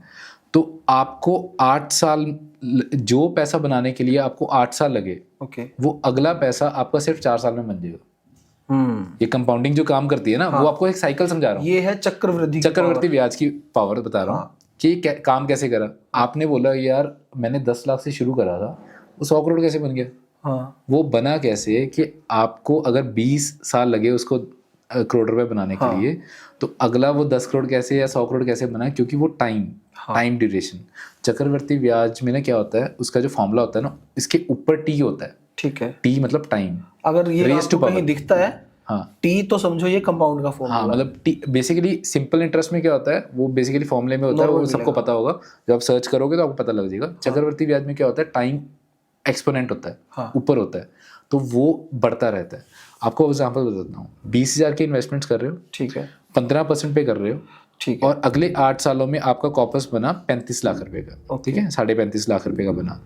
अब हम आते हैं अगले 4 साल बाद, दैट मीन्स 8 से 4 साल हो गए 12वें साल में, ठीक है। तो 12वें साल में आपके पास 75 लाख रुपए का कॉपस है, ठीक है। अगला मतलब 30 लाख रुपए आपका, जो आपको 8 साल लगे 30 से 35 लाख रुपए बनाने के लिए, वो अगले 4 सालों में 4 साल में बन गया। ये है कंपाउंड। अब अगले 3 सालों में 843, अब 3 पे आ गए। अब जो पैसा आपको अगले पिछले 4 सालों में बनना, वो अब 3 सालों में बन गया। देखो, हाँ, अब हम पहुंच गए 1 करोड़ 23 लाख पे पहुंच गए। बिल्कुल। और अगले 4 साल में तो बिल्कुल अब 1 मतलब क्या हुआ कि हर एक साल बाद, हाँ, जो पैसा आपको बनाने के लिए 8 साल लगे पहले, हाँ, वो हर एक साल में बनेगा। ओके, मतलब आप 16वें साल पे आओ, ये देखो, हम 15वें साल पे 1 करोड़ 23 लाख पे, हाँ, ठीक है। 16वें साल पे हैं हम 1 करोड़ 44 लाख पे, हाँ, ठीक है, मतलब 10-20 लाख रुपए बीच में ऐड हो रहा है हर एक साल, हाँ। और एक चीज देखो, आप 20वें साल में आपका कॉपस बना था 20,000 की इन्वेस्टमेंट से, इसमें ना हमने कुछ बढ़ाया ना कुछ कम करा। 20,000 से करोड़ों रुपए बना। मैं वो बता रहा हूँ, आपने 20 साल इन्वेस्ट कर रहा रेगुलरली, हाँ, 2 करोड़ 65 लाख का आपका पोर्टफोलियो बना, और अगर आपने सेम इसी चीज को अगले 5 साल कंटिन्यू करा, तो आपका जो कॉपस है वो 5.5 करोड़ रुपए है। मतलब 2.5 करोड़ रुपया जो आपको लगे 20 साल में, हाँ, वो अगले 5 साल में 2.5 करोड़ रुपए आपके पास आ गया। ये कंपाउंडिंग है। मतलब आपने 20, मतलब वो ये बेसिकली काम कैसे करता है, जैसे एक ना बैम्बू स्ट्रेटेजी होती है।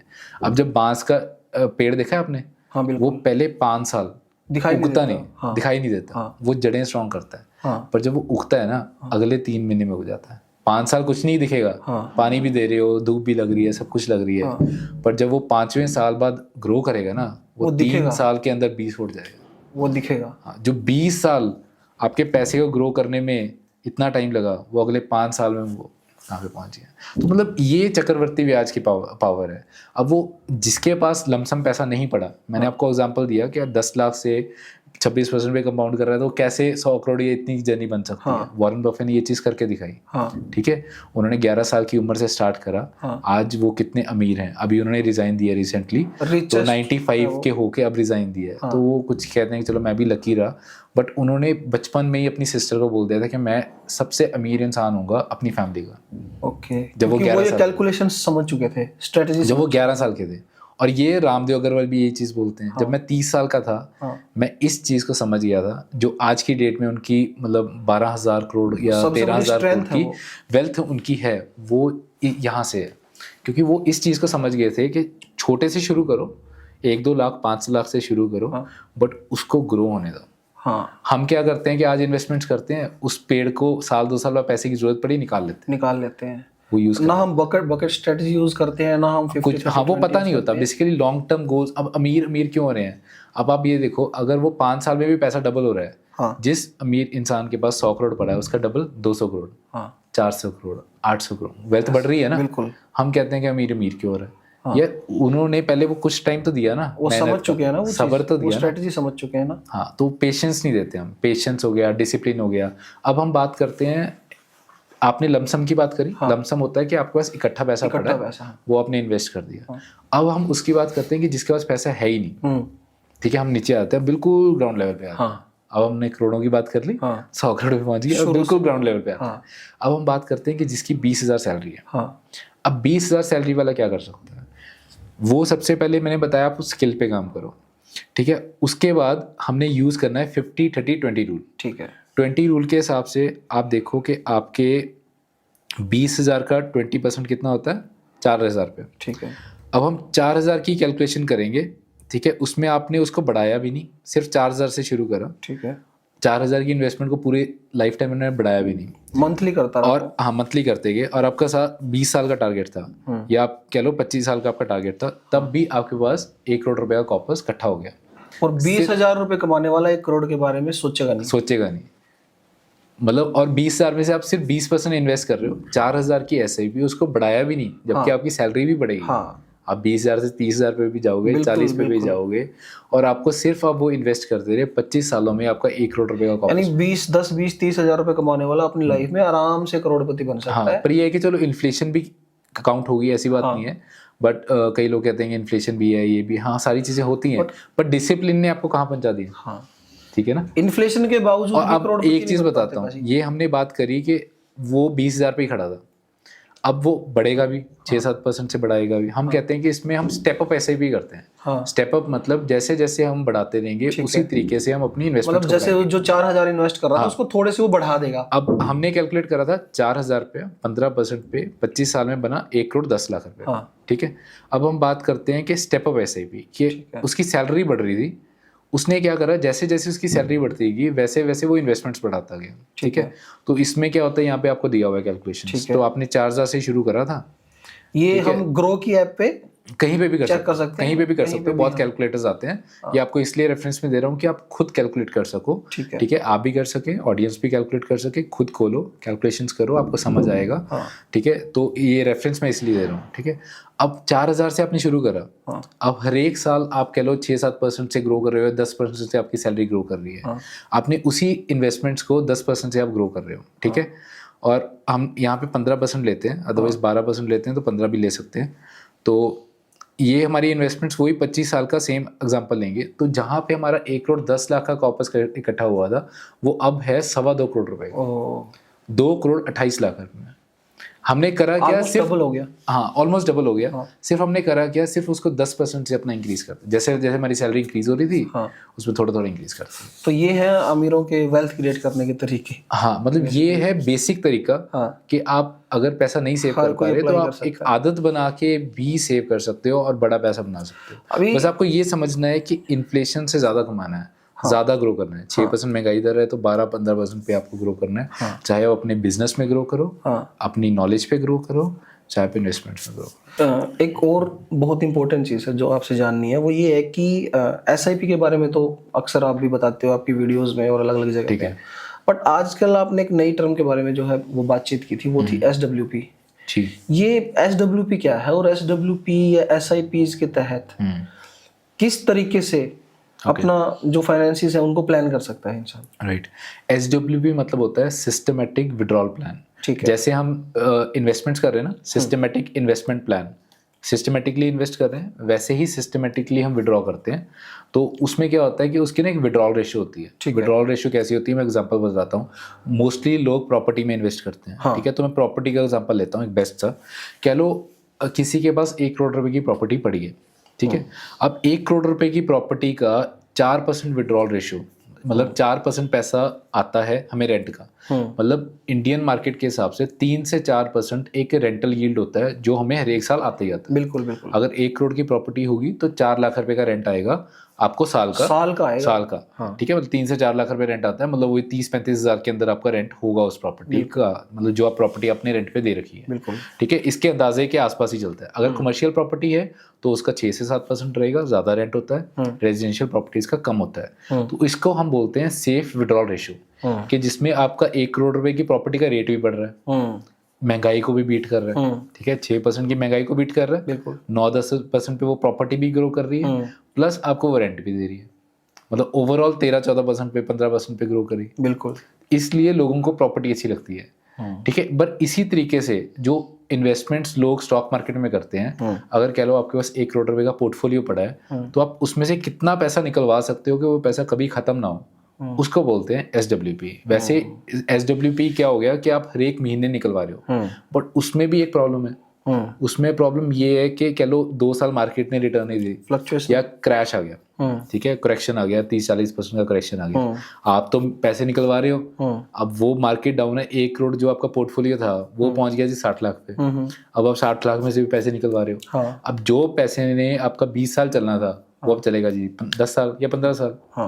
प्रॉब्लम आ गई ना। बिल्कुल। उसके लिए यूज करते हैं बकेट स्ट्रेटेजी। बकेट स्ट्रेटेजी मतलब क्या होता है कि आप ये देखो कि आपके 6 महीने के खर्चे कितने हैं। शॉर्ट 3 बकेट्स बनती हैं, ठीक है। Short term, medium term, long term, ठीक है। 1 करोड़ का पोर्टफोलियो पड़ा था, उसमें से हमने निकाल लिया 6 महीने के खर्चे, 2 साल के खर्चे हमने अलग रख लिए, बाकी पैसा जो था वो ग्रो कर रहा है, ठीक है। 80 लाख रुपए ग्रो कर रहा है, बाकी कुछ पैसा FD में पड़ा था, कुछ पैसा हमारा बैंक में पड़ा था 5-6 महीने का। वो जब पैसा वो खत्म हो रहा है हमारा, तो अब जो पैसा निकालेंगे वो सेकंड बकेट से निकालेंगे। तो वहां से पैसा निकाला, उसको भरा, ठीक है। मतलब कह लो एक बाल्टी है, 3 बाल्टियां हैं, बड़ी बाल्टी है, जैसे हम टैंकी में से पानी निकालते हैं, नहाने के लिए बाल्टी में पानी निकाला, अब वो खत्म हुई तो वो फिर कर दिया। आप तो बस इसी तरीके से सारा बेसिकली यही समझा रहे हो ऑडियंस को कि अगर आपको रिस्क से बचना है, तो आपके लिए एक सीधा सा फॉर्मूला ये है कि आप बकेट स्ट्रेटेजी यूज करो। मतलब सिस्टमेटिक विड्रॉ भी कर सकते हो। अगर प्रॉपर्टी है तो आपको पता है कि 3 से 4% रिटर्न आएगी, वो उसको बोलते हैं सेफ विड्रॉल रेशियो। अब वो कैलकुलेट कैसे होती है मैं वो बताता हूँ। US में वो होती है 4% की, ठीक है। इंडिया में वो होती है 3% की, जिसका मतलब क्या होता है, ये आपको ना फाइनेंशियल प्लान बनाने में भी हेल्प करती है, ठीक है। कैसे करती है, एग्जाम्पल देता हूँ। 100 डिवाइडेड बाय, मैंने कितना बोला, 3%। 3% आप पैसा निकलवाओ, पैसा कभी खत्म नहीं होगा। क्यों खत्म नहीं होगा, एग्जांपल देते हैं। आपका पैसा कह लो 10-12% पे ग्रो कर रहा था, 12% माइनस 3% आप निकाल रहे हो, 6% की महंगाई दर है, फिर भी आपका पैसा 3 से 4% पे ग्रो कर रहा है, ठीक है। इसलिए वो कभी खत्म नहीं होगा, समझ रहे हो। बिल्कुल, ये कैलकुलेशन है। आप फिर भी प्लस में चल रहे हो। फिर भी आप प्लस में चल रहे हो। तो ये चीज़ है कि आपकी इन्वेस्टमेंट्स 12-13% पे ग्रो करेंगी, 3% आप निकाल रहे हो, तो पैसा कभी खत्म नहीं होगा। अगर आपका पैसा कम ग्रो कर रहा है और आप ज़्यादा निकलवा रहे हो, फिर भी प्रॉब्लम है। तो ये चीज़ है। अब जो मैं आपको समझा रहा हूँ कि सेफ विड्रॉल रेशियो आपको हेल्प करती है कि आपको कितना पैसा चाहिए वो निकालने में। वो कैसे, 100 डिवाइडेड बाय आपने करा 3%, दैट मीन्स 33 गुना आ गया। 33 गुना, इसका मतलब ये है कि जितने भी आपके साल के खर्चे हैं, अगर उसको आप 33 से मल्टीप्लाई कर दोगे ना, तो वो आपको बता देगा कि इतना पैसा आपको खर्चे के लिए चाहिए। अगर उसमें से आप 3% पैसा विड्रॉ कर रहे हो ना, वो पैसा कभी खत्म नहीं होगा, वो ग्रो भी करेगा। अब इसका मैं कैलकुलेशन बताता हूँ कैसे। एग्जाम्पल लेते हैं, किसी इंसान के 20,000 के महीने के खर्चे हैं, ठीक है। 20,000 इंटू 12, दैट मीन्स 2,40,000 रुपये उसके साल के खर्चे हो गए। अब उसको 33 से मल्टीप्लाई कर दो, तो दैट मीन्स 79 लाख रुपीज हो गया, दैट मीन्स 80 लाख रुपए हो गए। अगर आज की डेट में उसके पास 80 लाख रुपए पड़ा है तो इजीली 3 से 4% वो उसमें से पैसा विड्रॉ भी कर सकता है सारी लाइफ टाइम, 30 से 40 साल निकालता रहे, और वो पैसा खत्म भी नहीं होगा और वो पैसा ग्रो भी करता रहेगा। अब कह लो किसी के पास 80 लाख है ही नहीं, तो वो क्या करेगा, फिर वो स्टार्ट करेगा महंगाई दर को यूज करेगा, जहां पे सेकंड स्टेप आता है इन्फ्लेशन कैलकुलेटर। आपको क्या करना है, मैं आपको एक फाइनेंशियल प्लान बना के देता हूँ बढ़िया सा, ठीक है। अभी हमने कैलकुलेट करा कि उस बंदे को चाहिए जी 80 लाख रुपए, हम कहते हैं जी 80 लाख हमारे पास है ही नहीं, अब हम क्या करें, तो वहां पे हम यूज करेंगे इन्फ्लेशन कैलकुलेटर। इन्फ्लेशन होता है मतलब महंगाई दर कैलकुलेटर। अब महंगाई दर कैलकुलेटर में हमने वहां पे वैल्यूज डाली 80 लाख रुपया, और हमने डाल दी उसमें 6% की महंगाई दर, ठीक है, 6 से 7% कर लो। और हमारा टारगेट है कि हम अगर आज 30 साल के हैं तो हमें 50 में रिटायरमेंट चाहिए, मतलब 50 में वो पैसा चाहिए, ठीक है।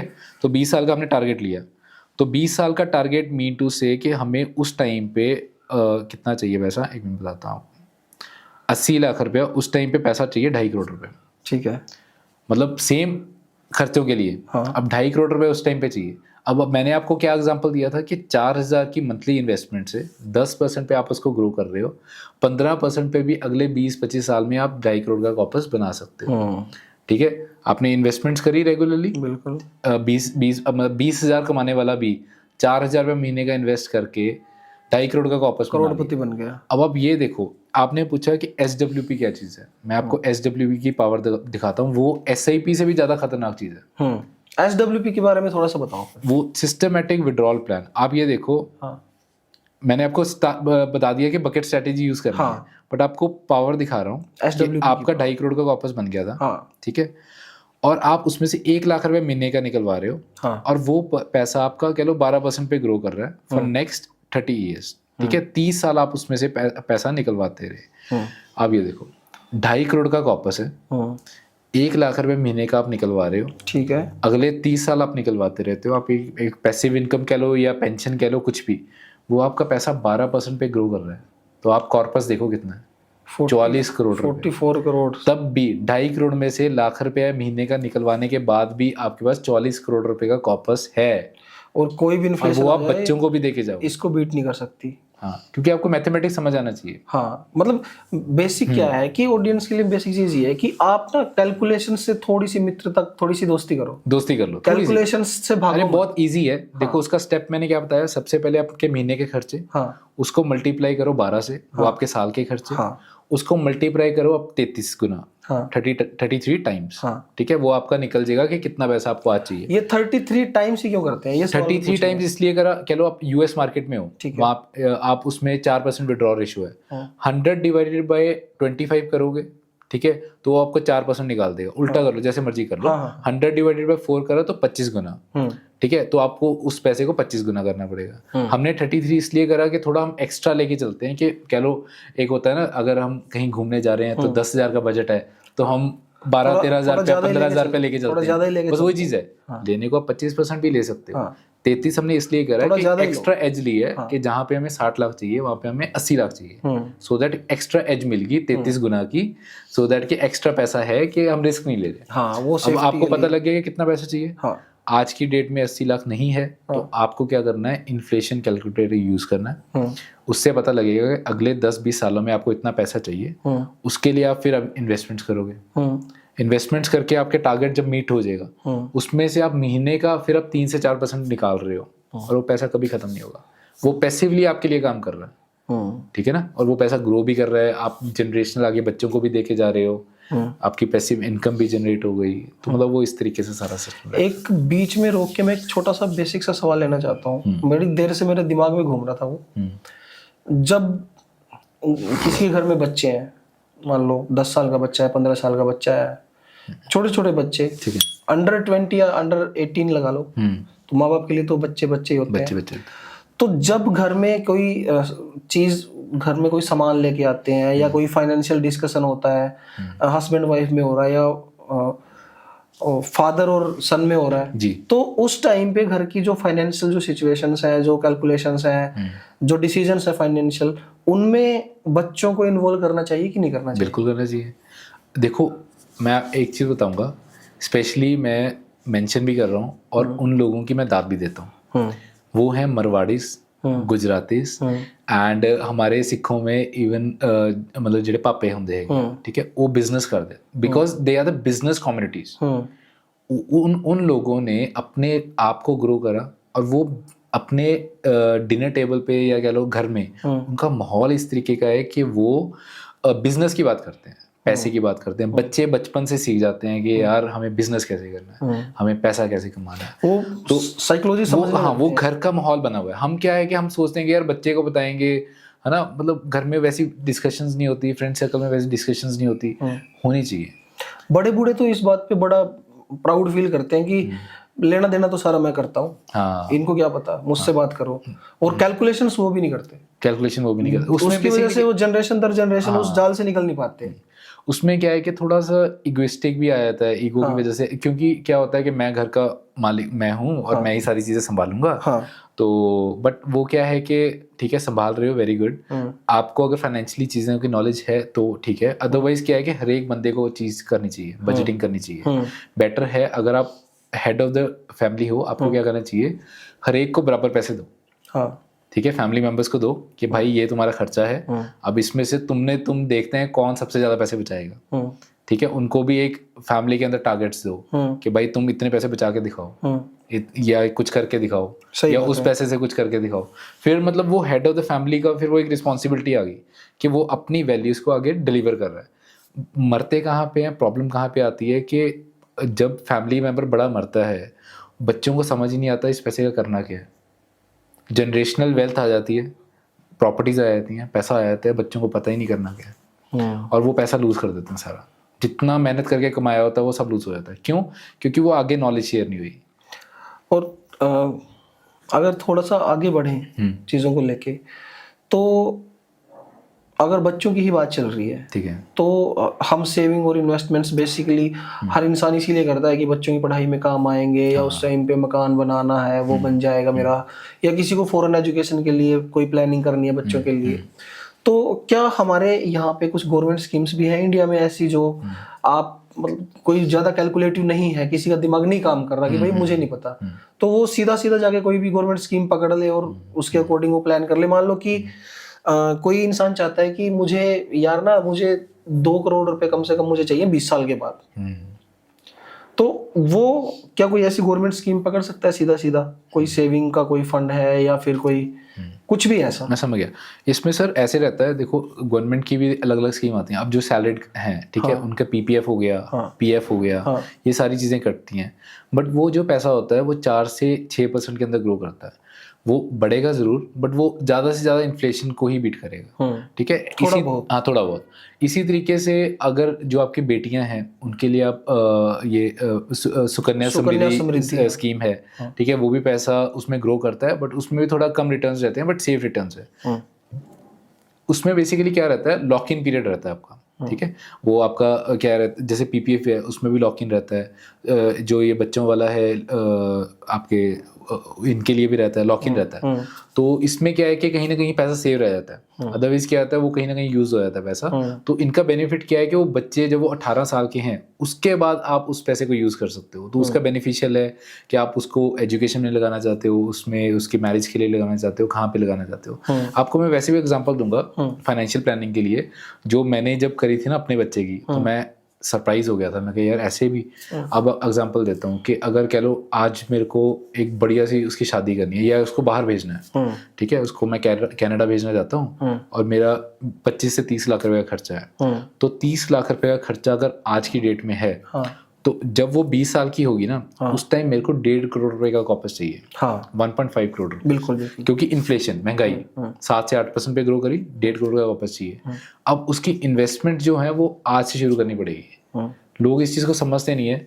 तो जितना बच्चा छोटा है उतना जल्दी शुरू कर दो, फिर आपको कम अमाउंट करना पड़ेगा। जब बड़े होगे ना तब आपको कोई प्रॉपर्टी बेचनी पड़ेगी, कोई लोन लेना पड़ेगा। वही अगर आज 1000-2000 से शुरू कर दो ना, उनके सारे गोल पूरे हो जाएंगे। मैरिज भी पूरा हो गया, एजुकेशन भी पूरा हो गया। तो फाइनेंशियल प्लानिंग में ये मेन 3-4 चीज़ें होती हैं जो आपको कवर करनी है। ठीक है, कि उसमें गोल्स बनाओ। गोल्स कैसे बनाओ? आप पेन पेपर लो, उस पर लिखो कि आपको घर चाहिए, आज की डेट में वो घर की वैल्यू कितनी है। ठीक है, फिर वो घर लेना है जी 10 साल बाद, तो उस टाइम पे उस वैल्यू कितनी होगी, महंगाई 10% पे वो ग्रो करेगा, कैसे ग्रो करेगा, उस टाइम पे कैलकुलेट करो। उसकी डाउन पेमेंट आज से इकट्ठी शुरू कर दो, उस टाइम पे आधा लोन ले लो, आधा डाउन पेमेंट कर दो। बच्चे की एजुकेशन, मैरिज, ठीक है, आज की डेट में देखो कि आज की डेट में अगर आपने शादी करानी है, मेरे को यार बढ़िया शादी के लिए चाहिए जी 10 लाख रुपये, 10 लाख आज चाहिए, तो आज से 20 साल बाद चाहिए 50 लाख रुपये। अब 50 लाख की कैलकुलेशन वही 1000-2000 से 3000 की SIP से आज से शुरू हो जाएगा। 1000-2000 तो हम वैसे ही खाने पीने पे उड़ा देते हैं। हाँ बिल्कुल, लग ही जाते हैं। तो वही आज से शुरू कर दोगे तो आप गोल पूरा कर लोगे उसका। अदरवाइज लमसम आपके पास पैसे पड़े हैं तो 2-4 लाख रुपए वैसे ही अलग से डाल के छोड़ दो। कोई SIP या कोई ना कोई इन्वेस्टमेंट फंड या सेविंग कोई ना कोई छेड़ लो भाई, वो जरूरी है। मतलब जितना जल्दी, क्योंकि मैंने कंपाउंडिंग की गेम समझाई ना आपको, कि उसको टाइम चाहिए। अब आप अगर अपने फ्यूचर गोल्स पूरे करने चाहते हो तो सिंपल सी बात है, टाइम पे छोड़ दो, इन्वेस्टमेंट्स पे छोड़ दो। आपका काम है कर्म करना, मेहनत करो, उस पैसे को आज से इन्वेस्टमेंट शुरू करो, और एक दिन आपको वो फाइनेंशियली फ्री भी करेंगी और आपके बच्चों के गोल्स भी पूरे करेंगी, सारे गोल्स पूरे। एक सिंपल सा सवाल, बिल्कुल सिंपल सा, जस्ट टू क्लैरिफाई ऑडियंस, कि जो कंपाउंडिंग है, ठीक है, वो सिर्फ लमसम पे ही लागू होती है या मंथली SIPs पे भी लागू होती है? नहीं, जो चक्रवर्ती ब्याज है, कंपाउंडिंग है, ये आपकी हर एक एस्पेक्ट में काम करती है। लमसम, इसमें डिफरेंस बताता हूँ। SIP में अब आप कह लो 10 साल SIP कर रहे थे, ठीक है, आपने आज 1 लाख रुपया डाला, मैं वही सेम 26% वाला एग्जांपल दे देता हूँ कि 1 लाख का 10 गुना हो गया तो वो 10 लाख बन गया, ठीक है। तो आपने इकट्ठा पैसा इन्वेस्ट करा था, बट आप कर रहे हो जी, आपके पास इकट्ठा पैसा है नहीं, आप कर रहे हो SIP। मैं करूँगा जी 10 साल।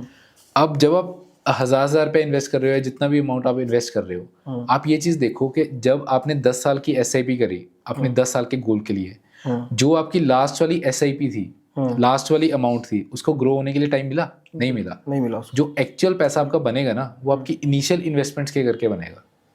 आपका वो हेल्प जरूर करेगा, आपके कॉर्पस में वो पैसा जोड़ने के लिए हेल्प जरूर करेगा, पर उस पैसे को ग्रो होने का समय नहीं मिला। लाख रुपए को ग्रो होने का समय मिल गया, आपने स्टार्टिंग में कुछ ना कुछ जरूर मतलब आज आपने इन्वेस्ट कर दिया, वो उसको 10 साल मिल गए ग्रो करने के लिए। SIP में आपके पास ठीक है पैसे नहीं थे, बट आप इन्वेस्ट कर रहे हो, पर जो लास्ट वाले 1 साल में आपने जो इन्वेस्टमेंट करी, उसको कोई टाइम नहीं मिला, उसको बड़ा होने के लिए टाइम नहीं मिला। जो एक्चुअल में आपका कॉर्पस बनेगा ना, वो पहले वाली इनिशियल इन्वेस्टमेंट्स के करके बनेगा, ठीक है। तो इसलिए मतलब ये होता है कि ग्रो सब में करता है, बट क्या होता है कि SIP में जितना जल्दी शुरू कर दो उतना बेटर है, क्योंकि इनिशियल लेवल का पैसा ही ग्रो होगा, ठीक है। बस ये डिफरेंस। और सबसे मेन तो ये है कि टाइम जो है, टाइम उसकी इम्पोर्टेंस है। सबसे कीमती तो टाइम ही है। टाइम।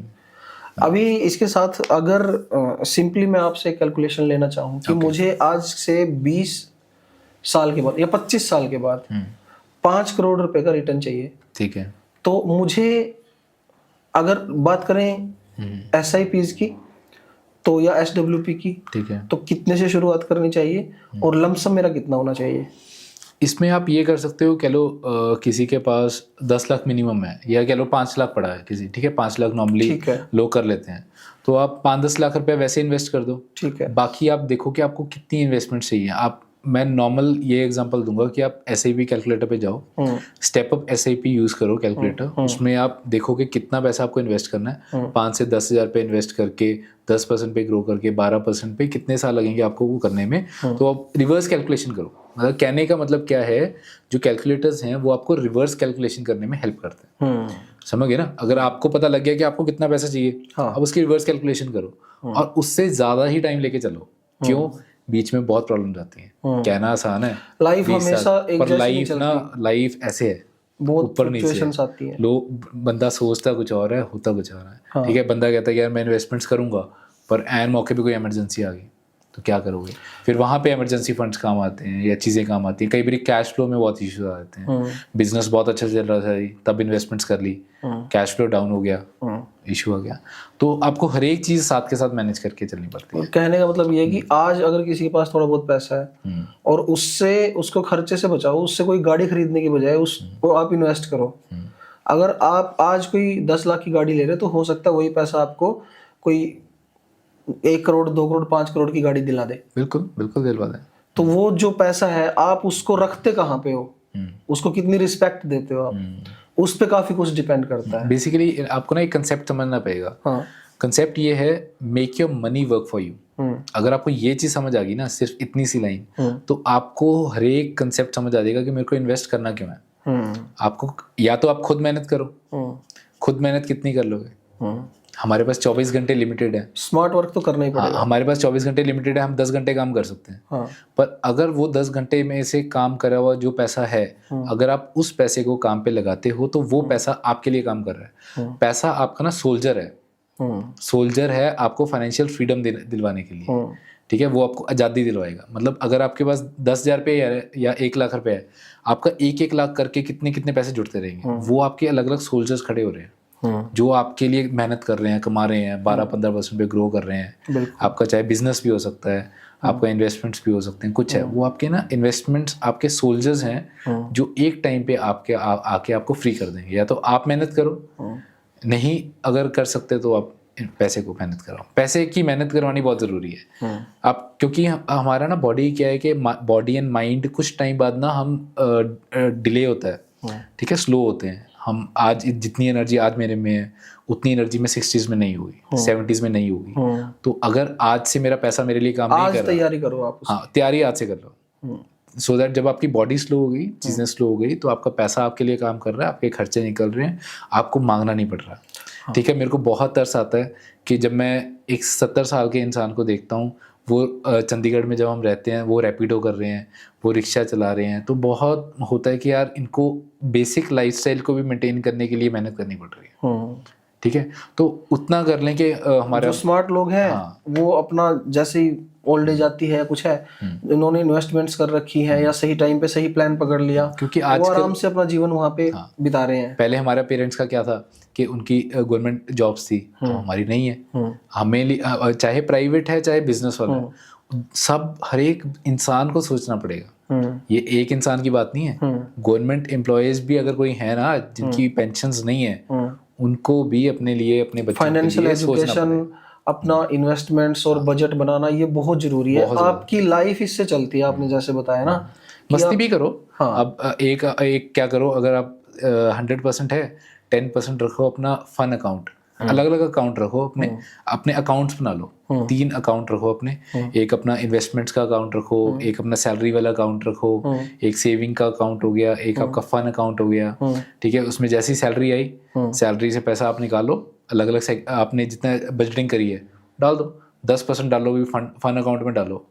ठीक है, लाख रुपया कमा रहे हो, 10,000 रुपया फन अकाउंट में डाला, भाई ये पैसा तो मस्ती पे उड़ना चाहिए, मस्ती भी जरूरी है। अभी सर मुझे एक बात सोच के हंसी आ रही है कि यहाँ तो सारा ही पैसा फन अकाउंट में डाल देते हैं। हाँ, हम क्या करते हैं, सब कुछ फन अकाउंट में डाल देते हैं। हाँ। तो मतलब क्या है कि अपने लिए भी सोचना पड़ेगा। हाँ। ठीक है, पहले क्या है कि देखो एक सिंपल सी बात है, या तो आप पूरा आपको एक मिनट रुको, देखो आपको ये चीज़ समझनी पड़ेगी, जब आपको सैलरी मिल रही है, सैलरी आपका ना एक अंडे की तरह है। आपको एक अंडा खाने के लिए मिल रहा है, या तो आप अंडा खा लो, आपको 2 अंडे मिले। ठीक है, अब गरीब माइंड से गरीब क्यों है, वो 2 अंडे मिल रहे हैं उसको, वो दोनों ही खा जाता है। अमीर इंसान क्या करेगा, एक अंडा खाएगा, एक अंडे को रख देगा, अब उसमें से निकली चूजा निकल गया, वो बन गई मुर्गी। अब मुर्गी नहीं देने आगे अंडे, अब वो उसमें से अब वो 2 अंडे खाएगा, 3 अंडे और वो ग्रो कर रहे हैं। वो मुर्गी बनाने पे फोकस करते हैं। मुर्गी मतलब वो इन्वेस्टमेंट्स पे, वो चीज़ों पे फोकस करते हैं, बिजनेस बनाते हैं।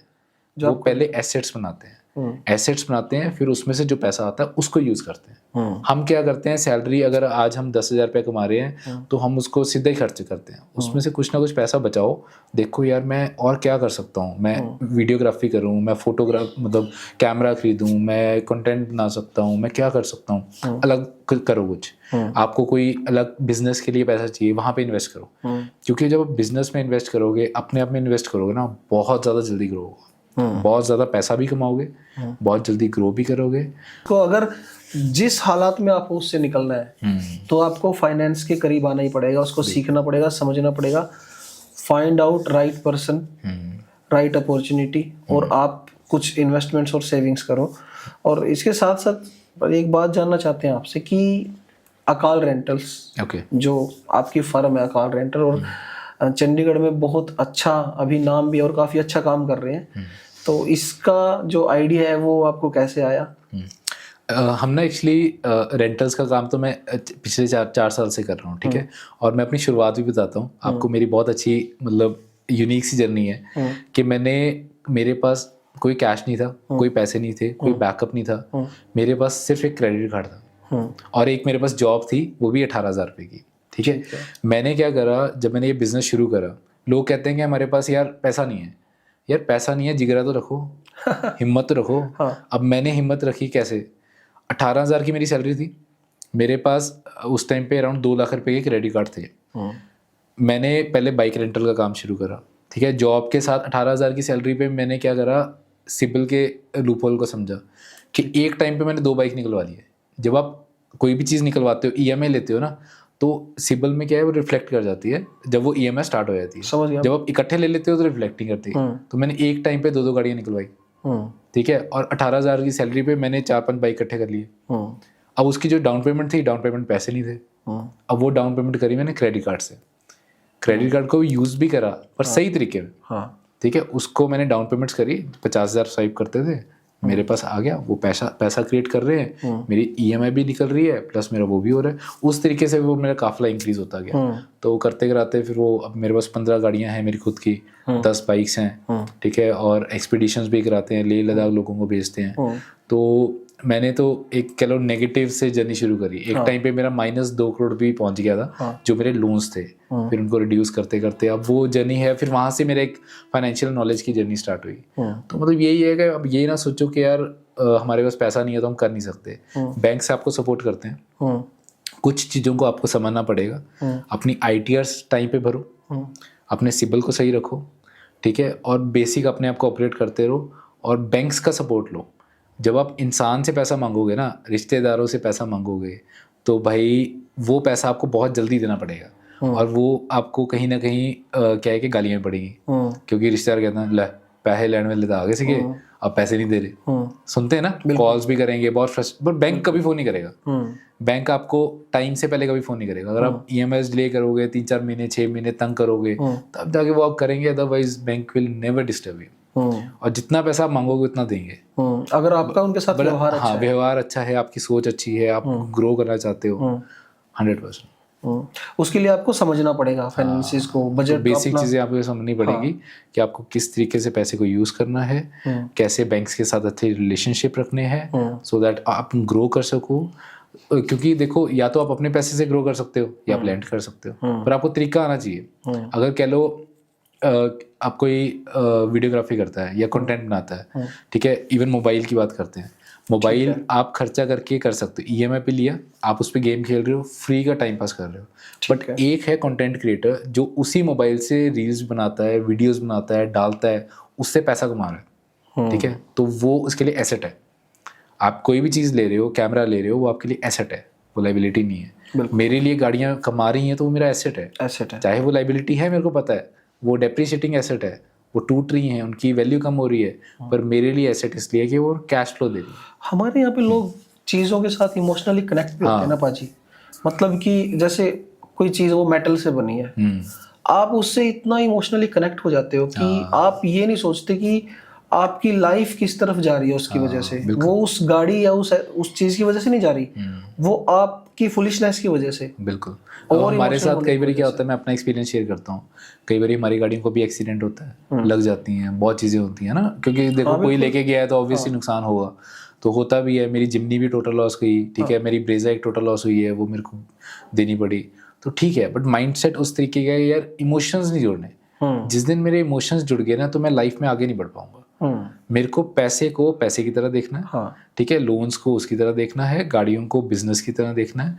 जिस दिन मेरे इमोशंस उसके साथ जुड़ गए तो मैं आगे नहीं बढ़ पाऊंगा। आपको पर्सनल वेल्थ को अलग रखना है और बिजनेस वेल्थ को अलग रखना है। इसमें भी डिफरेंस है। अमीर लोग अमीर क्यों है? क्योंकि वो क्या करते हैं, जो उनकी पर्सनल वेल्थ है ना, वो पर्सनल रहती है। जितना भी उनके एसेट्स हैं वो उनकी कंपनी के नाम पे होते हैं, जो बिजनेस वाले हैं। अगर कल को बिजनेस नहीं चलेगा तो बिजनेस नहीं चल रहा ना, पर्सनल वेल्थ को हाथ नहीं लगाया जाता, क्योंकि उनकी कंपनी है private limited, limited, public limited. इनका मतलब क्या होता है? लिमिटेड मतलब लाइबिलिटी लिमिटेड है। हम जब प्रोप्राइटरशिप में काम करते हैं तो हमारी लाइबिलिटी लिमिटेड नहीं है, अनलिमिटेड है। कल को अगर कोई पंगा पड़ता है ना, तो सारे के सारे एसेट जाएंगे, घर भी जाएगा, गाड़ियाँ भी जाएंगी, सब कुछ जाएगा। ऐसे में कोई लिमिटेड कंपनी का भी वहाँ पे रजिस्ट्रेशन करा सकता है? किस चीज़ के में? अगर कोई स्मॉल बिजनेस ओनर है। हाँ, ये थोड़ा सा डिफरेंस सवाल है इसमें। हाँ, बता देता हूँ आपको। बेसिकली देखो, जो बिजनेस कर रहे हैं, ठीक है, उसमें इसके अलग अलग टाइप्स होते हैं। आप छोटे लेवल पे काम कर रहे हो तो प्रोप्राइटरशिप में करो, जिसमें आपके टैक्स लाइबिलिटीज कम होती हैं। प्राइवेट लिमिटेड या लिमिटेड में जब आप जाते हो, उसमें टैक्स लाइबिलिटीज ज़्यादा होती हैं, 18%, 20%, इस तरीके से होता है। अब कह लो आप 100 रुपये कमा रहे हो तो 20% तो टैक्स में जा रहा है ना। तो जो छोटे लेवल पे काम कर रहा है उसको प्रोप्राइटरशिप में करना चाहिए। जब आप बड़े लेवल पे जा रहे हो तो आपको समझना पड़ेगा आपकी कंपनी प्राइवेट लिमिटेड होनी चाहिए या लिमिटेड LLP, इस तरीके की होनी चाहिए जहाँ पे आपकी लाइबिलिटी इज लिमिटेड। ठीक है, तभी वो लिमिटेड है। हाँ, आपने विजय माल्या वाला पॉडकास्ट सुना होगा ना। हाँ। तो वहाँ पे वो क्यों डिफरेंस आता है, मेरी कंपनी खत्म हुई ना, मेरा पैसा कंपनी में गया। हाँ। पर मेरी वेल्थ अलग है। अमीरों की जो माइंडसेट है, मेरी वेल्थ अलग है। मेरे पास शायद 10,000 करोड़ पड़ा है, डजंट मैटर। तो बट मेरी कंपनी खत्म हुई है तो कंपनी का पैसा था। ठीक है, तो ये डिफरेंस आता है। उनके राइट्स लिमिटेड। हाँ, अमीर लोग वो उस तरीके से चलते हैं कि ठीक है, बिजनेस को बिजनेस की तरह लेते हैं। हम क्या है, हम इमोशनली चलते हैं, कनेक्टेड हो जाते हैं, हम कनेक्टेड हो जाते हैं, बस ये चीज़। और मैं दर्शकों को भी बताना चाहता हूँ कि आज हमने बहुत सारी बातें की, इन्फ्लेशन के बारे में, बच्चों की एजुकेशन के बारे में, सेविंग, इन्वेस्टमेंट्स, फंड्स के बारे में, और सबसे बड़ी बात जो मैं अभी बताना चाहता हूँ सभी को कि सर का जो है चंडीगढ़ में बिजनेस है अकाल रेंटल्स के नाम से। और सर क्या है, बेसिकली आपको कहीं भी जाना है, कहीं आपके घर में कोई फंक्शन है, आपके रिश्तेदारी में कोई फंक्शन है, या फिर आपको कहीं घूमने जाना है फैमिली के साथ और आपके पास कोई गाड़ी नहीं है, या आपके पास गाड़ी है छोटी गाड़ी, आपको बड़ी गाड़ी चाहिए, इनके बहुत ज़बरदस्त फीडबैक्स हैं। इतने ज़बरदस्त फीडबैक्स हैं कि जो भी इनसे एक बार जिन्होंने भी सर्विस ली है हमेशा तारीफ ही की है। आप सोशल मीडिया पे भी देख सकते हो, फॉलो कर सकते हो, और आप वहाँ से चंडीगढ़ से गाड़ी इनसे ले सकते हो। आप जाओ, खुद गाड़ी चलाओ और पूरा एंजॉय करो। आपकी जो भी फंक्शंस हैं या कुछ भी आप अटेंड करो, और आके बिल्कुल वहीं पे आप जो है सर को गाड़ी वापस दे सकते हो। आपका काम भी हो जाएगा, आप गाड़ी का फील ले सकते हो, सारी सुविधाएं ले सकते हो, फैसिलिटीज़ ले सकते हो, और आपका पैसा भी बचेगा। और आज सर ने हमारे लिए बहुत टाइट शेड्यूल रहता है तो समय निकाला, उसके लिए इतनी जो जोरदार जानकारी है, इतनी यूजफुल जानकारी, आपको फाइनेंस की काफ़ी नॉलेज है, वो दी, उसके लिए मैं आपका धन्यवाद करना चाहता हूँ। इसके साथ साथ जो बिल्कुल सर, और जो हमारी ऑडियंस है, जो भी लोग ये पॉडकास्ट देखेंगे, तो अगर आपको स्पेशली इस पॉडकास्ट में कुछ अच्छा लगा या कुछ चीज़ एक्सप्लोर करनी है, जानना है, तो आप सिर्फ कमेंट कर दीजिए, और कभी ना कभी बहुत जल्द हम फिर सर से मुलाकात करेंगे और उन चीज़ों के बारे में डेफिनेटली डिस्कस करेंगे। आपका बहुत बहुत धन्यवाद। Thank you so much. नमस्कार।